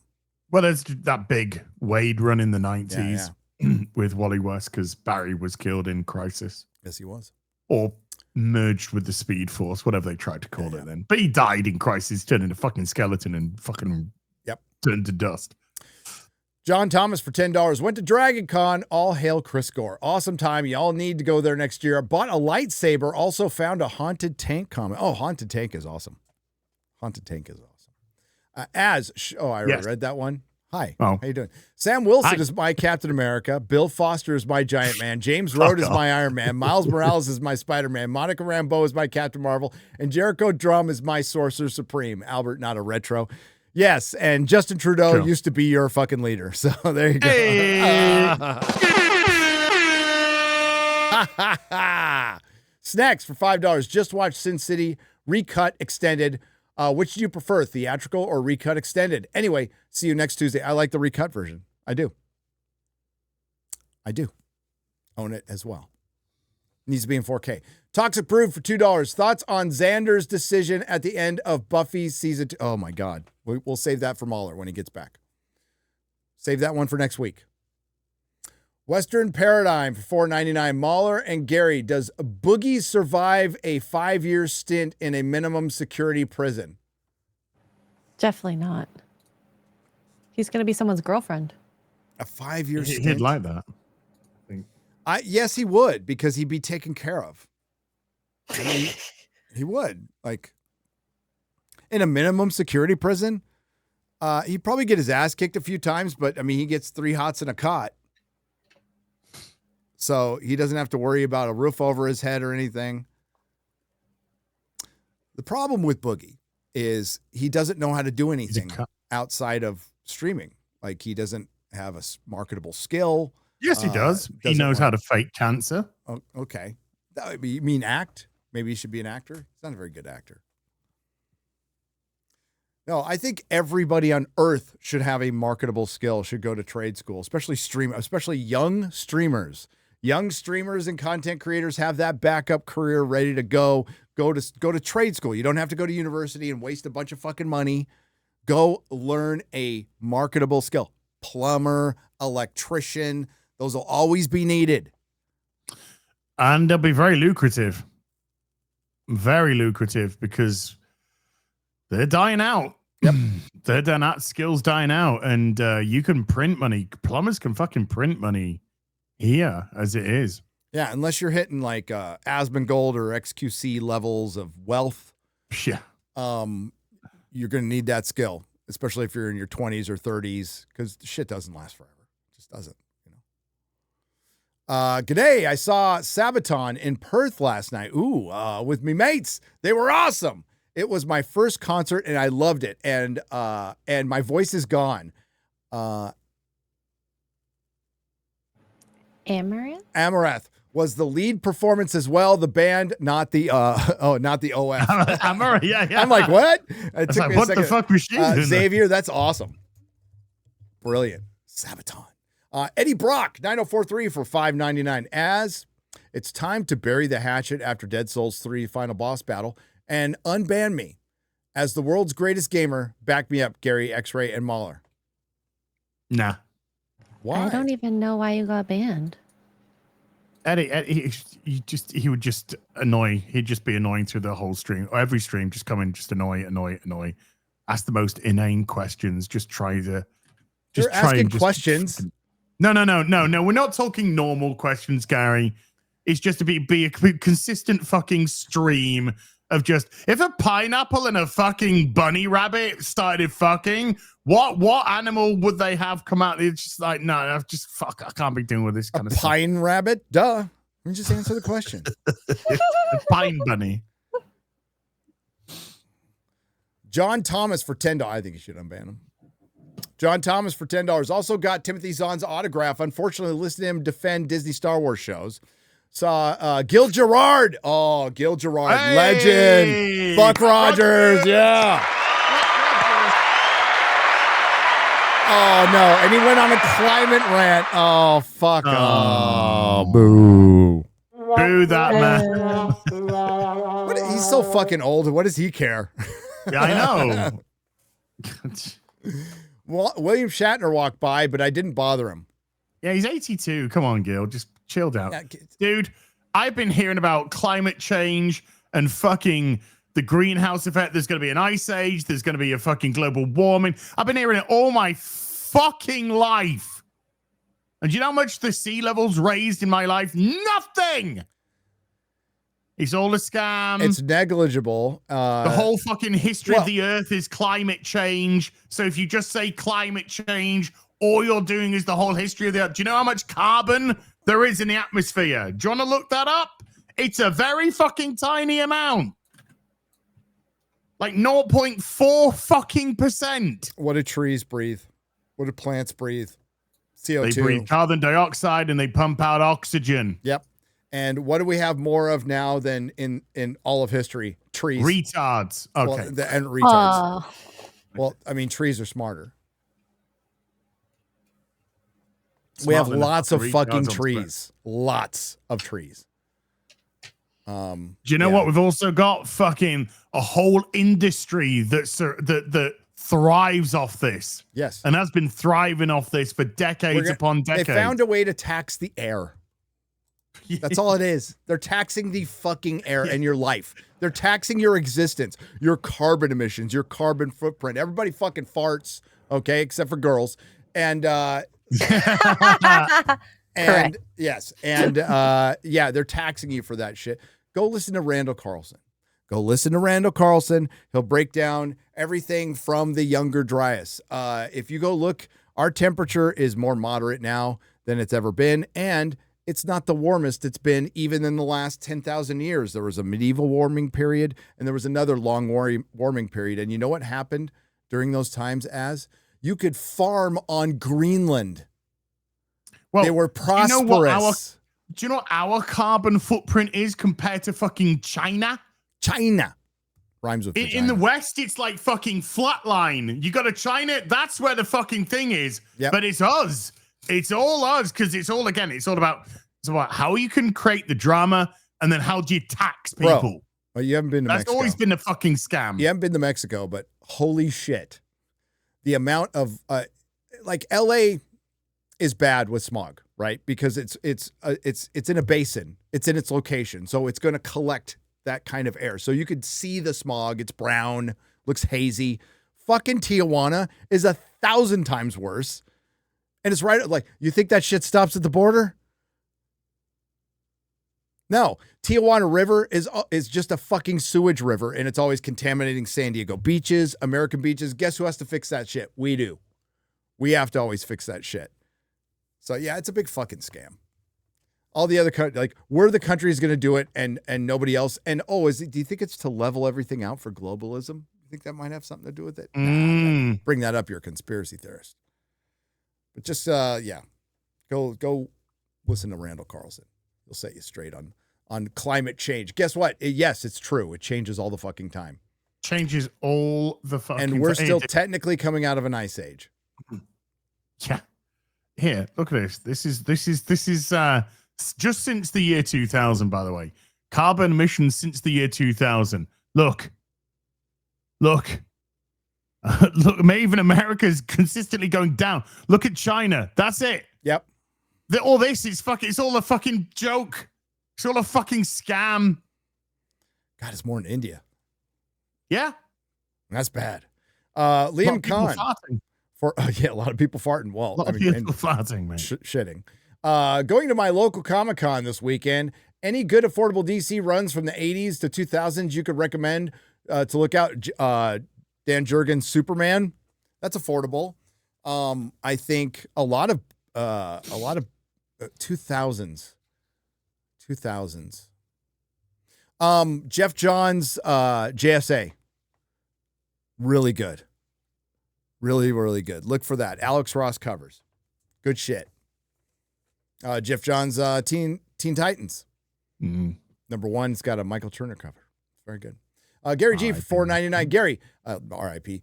Gary, don't listen to MauLer regarding Pirates of the Caribbean. First one aside, they're shit. MauLer, don't listen to Gary regarding The Sopranos. It has not aged well. Has Sopranos aged well? I think MauLer would still appreciate it for what it is. I haven't seen it recent enough to you could be right. You could be right. Yeah, you know what? Yesterday I was doing my inventory and I was going to rewatch Pirates because MauLer and I had talked about it, and I stopped at the first one. I just stopped. I'm like, that's good. Yeah, first one is so fucking good though. God damn, that's a good movie. Fun. The sound score is amazing too. All right, we'll get a couple more in here, and then we'll have to get out of here. Talking about TV series, what would you say are some of the best TV pilot episode number ones? The strike that strike the best balance of setting things up and stuff actually happening. Love you guys. Best first episodes. Oh, that's a heck of a question. Good question. Dude, Game of Thrones.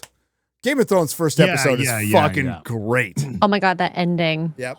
Yeah. It leaves you with a WTF. You understand the Lannisters and you understand the Starks by the end of the first episode. Mm-hmm. As well as certain relationships between certain characters.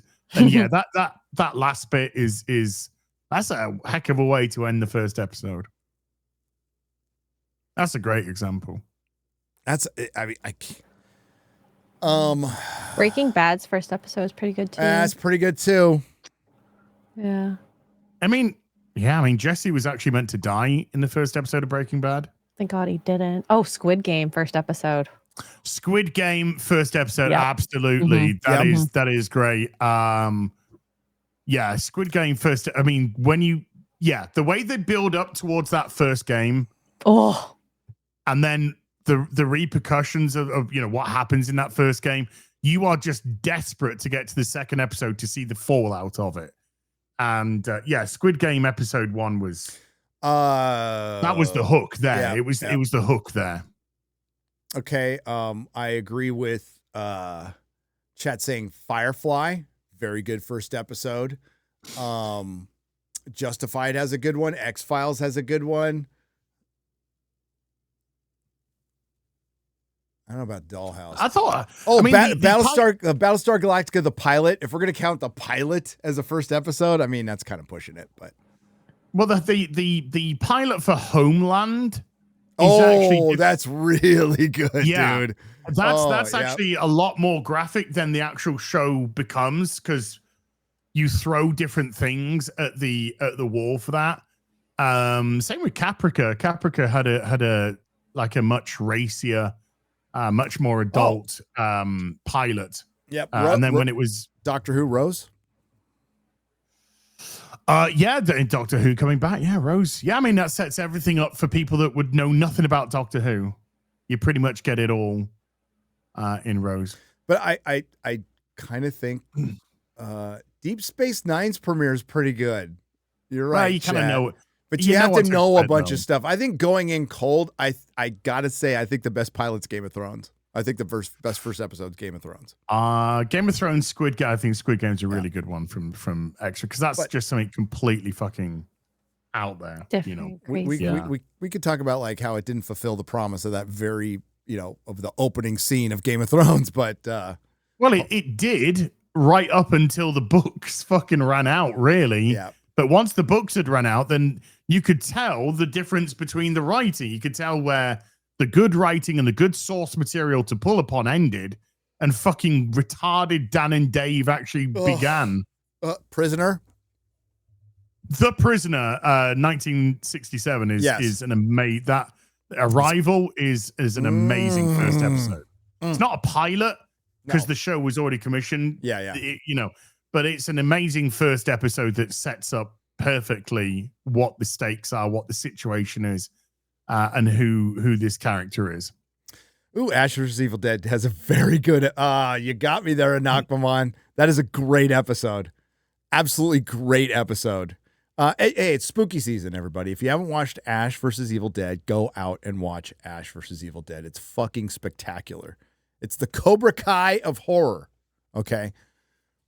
By the way, this isn't up with the rest of them, but the first episode of Knight Rider is great because you have a completely different character in Michael Long, who starts off as the protagonist and is then shot in the face, and then he gets plastic surgery to rebuild his face, which makes him David Hasselhoff and Michael Knight, because his real name is actually Michael Long.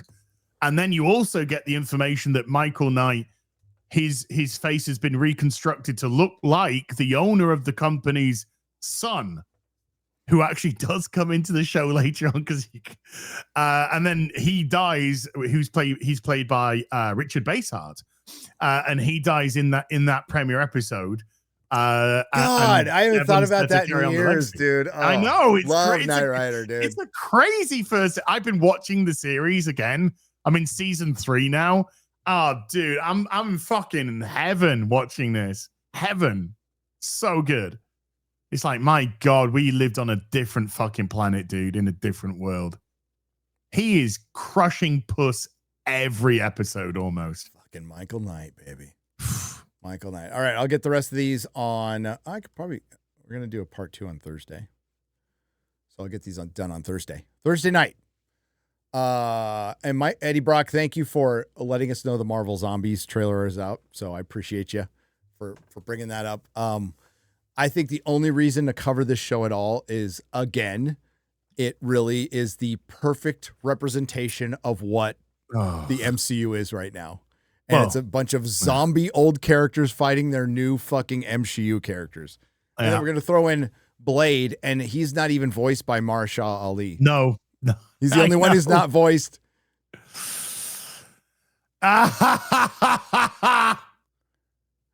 Slain Hope says super chat censorship is gay as fuck. YouTube sucks, but you got to say gay as fuck. Did you have to change that, X-Ray Girl? No, I didn't change that one. No, I know what Slain Hope. I know what you're talking about. You could say gay as fuck, and there's other things that are like fucking nothing that they censor. Absolutely, 100%. But it wasn't long ago, Slain Hope, where you couldn't say gay in a YouTube super chat. Which was gay. Which was really gay. Oh, we didn't go over the memes, dude, of Jessica Chastain. They're fucking hilarious. Let's do that on FNT. We'll do it on FNT. Oh, yes. There is hundreds of them, and they're pretty fucking good. I've seen Homeland Security did one. Homeland Security did one. Yes, they did. It was hilarious. It's so fucking funny. When I sent you the trailer and I was like, holy shit, I wasn't fucking joking. Oh, dude, it's circled on my calendar. I am fucking reviewing this show, bro. I am reviewing this show. What? This is like a fucking intersectional feminist bean flicking. The content gods have provided. Now it's on fucking Apple, so I gotta use my wife's account. Remember, Gary, extreme terrorism isn't extremist Muslim. No. It's white guys. It's white guys. It's white dudes. It's white guys. And it's no, let's be clear. It's actually white guys, not white guys who think they're girls. Yeah. Okay. Yeah. White men with penises White that men. identify as he, him. Yeah. It's MAGA. Sorry to Yeah. spoil it. It's MAGA. And they just got all of it was just girl fucking bosses in every position in that company. Oh my God. That I don't know if it's CIA or whatever it is, the organization, but it's women. It's called Savant women. too. So is she going to be like on the spectrum? And Dude, it's projection. Reddit. It's Reddit, the TV show. Okay, it's fucking Reddit. The TV show. They think it's savant. The reality is it's retard. Yes, That's what it is. It's the retard. All right, this will be uploaded on Nerdrotic Live. You can hang on to the link and watch the episode, which you won't catch if you're behind. So if you eventually catch this, hey, you caught up. You caught up. Next week it's going to be on Az's channel. What do you got coming up, Az? What's going on? I have got stuff and things tomorrow. Ripping a Silverback is going to be on my channel, 7:30 UK time, 1:30 Central time. I've got there's games coming out. I need to keep on playing. Hell is oh, yours has arrived. Yes. Oh no, I've got that one. No, I've got that This one. is the older one. Sorry. Yeah, this is the older. Yeah. They've also just put out Commander Cisco for yeah. pre-order. Yeah. Okay, you got me confused for a second. Yeah. My what just arrived? Oh, my Sulu just arrived. Oh. Yeah, that arrived yesterday, actually, my Sulu. So I've got Hell Is Us to continue on. That was a good first stream. I was enjoying that game. Then I got Kronos, I think, as well, which comes out either Wednesday, Thursday, or Friday. One of those. That's coming out as well. Friday Night Tights, of course. Is Dean Cain available for this week now? Yes, he Yes. is good. So Dean Cain will be on this week on FNT.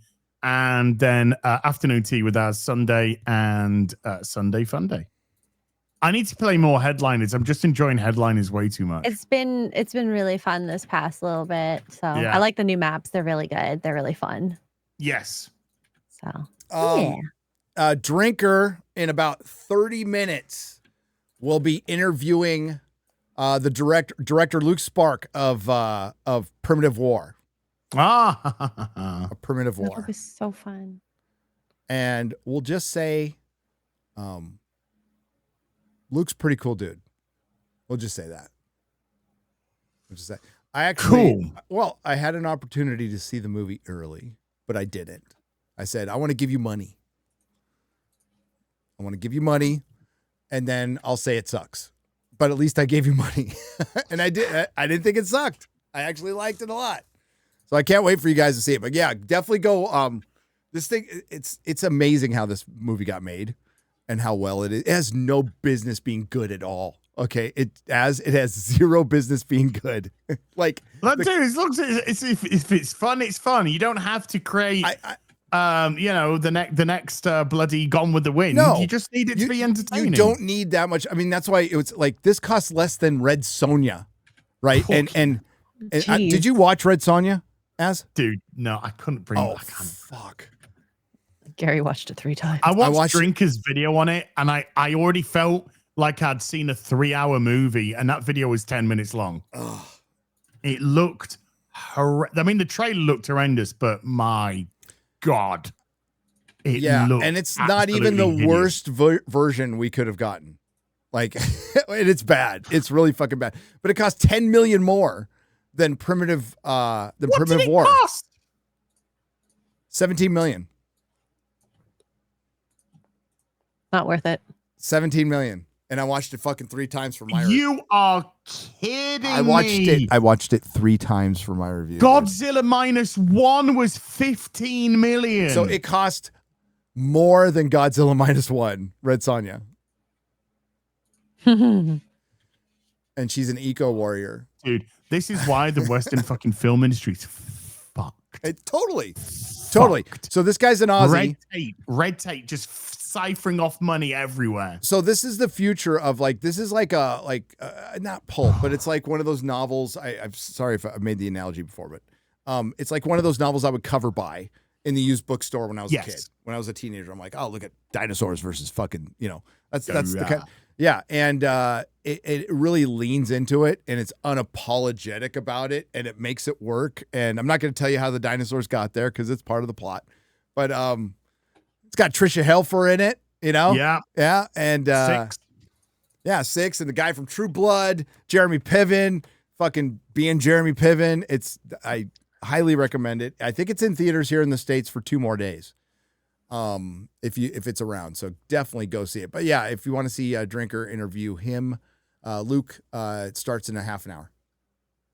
So go check it out. Check it out. What do you got coming up, X-Ray Girl?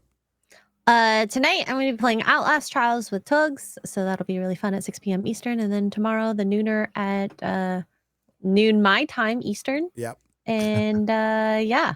Also, if you're looking for Gary's Coffee, there's a new storefront. Hey, Nerdroticcoffee.com. So you can get everything that has been on the Geek Grind stores at this new store. So, and this is from Geek Grind, and we have our own special blends, and I drink a fucking shit ton of coffee. I like the Forbidden Frontier blend. I do too. Chocolate. I do too. But that's what I had this morning. Is there any beans? Yeah, so it's beans or ground or K-cups. Or KKK cups. I want some beans. I got on my machine. I can have some beans. I'll send you some beans. I'll send you some beans. Oh. But yeah, we have our own storefront now if you're interested. And I drink tons of this stuff. I like coffee. It's from Colombia. Me too. Hashtag me too. Hashtag you too. All right. And Red Sonja review released. Don't know when my next video will be. I'll figure it out. I'm probably just going to inventory more comics. It's been my project I've been into. It's great. You got to do this, Az. For one, it gets you get to go through your collection. I want you to send me the thing. I want you to send me the link. So you get to go through your collection, and you can set the price. Most important part, well, the reason that I got into this is because, you know, Melissa's brother died, and and she's still going through like all his stuff, which he didn't catalog or anything, and there's no trust, and you're just like, oh shit, this is really irresponsible to have and my collection was last inventoried in 2012. Wow. So it's a little different. And just inventorying it now with how the prices are different from 2012, I'm like, holy shit, this is really stupid that I Where are you getting your prices from though? I go real time. So this is how I used to price stuff at the store. I go to eBay and I go to something comparable to the comic and the grade, and I looked at completed auctions. Not buy it now, completed auctions, and that gives you the real time value. I don't really use the guide anymore. And there's a lot of stuff. I use Wizard Guide. Wizard and the Comics Buyer's Guide and all that. Oh, and so good. That's man. still out there, but honestly, you know, a lot of it I know I'm not gonna. It's mainly with keys, with a bunch of like also ran stuff. I'm just putting $5 on it. I don't care. And it might be a little more than that, but I'm just pretty much putting $5. But if I get to stuff that I know that has some value, I just go look at completed auctions. That's how I priced everything in my store. And we'd reprice like once a month on the big stuff. A lot of my comic books, a lot of my back issues were like $2. $1 and $2. If I got something back for them, it'd be great. But yeah, that's it. So thanks to the Modrotics. Thanks to everyone who participated today. Fun show. Thanks to MauLer, even though he pissed off early. Homo. And sorry, UK, you're kind of fucked right now. Yeah, we got a fucking traitorous fascistic 1984 Orwellian government. Yeah. And they can all go fuck themselves up the ass. Right. Have a good spooky season, everyone. See you next week on Az's channel. We'll see you on tomorrow. And Friday Night Tights with Dean Cain. Hell yeah. Boy. Ciao.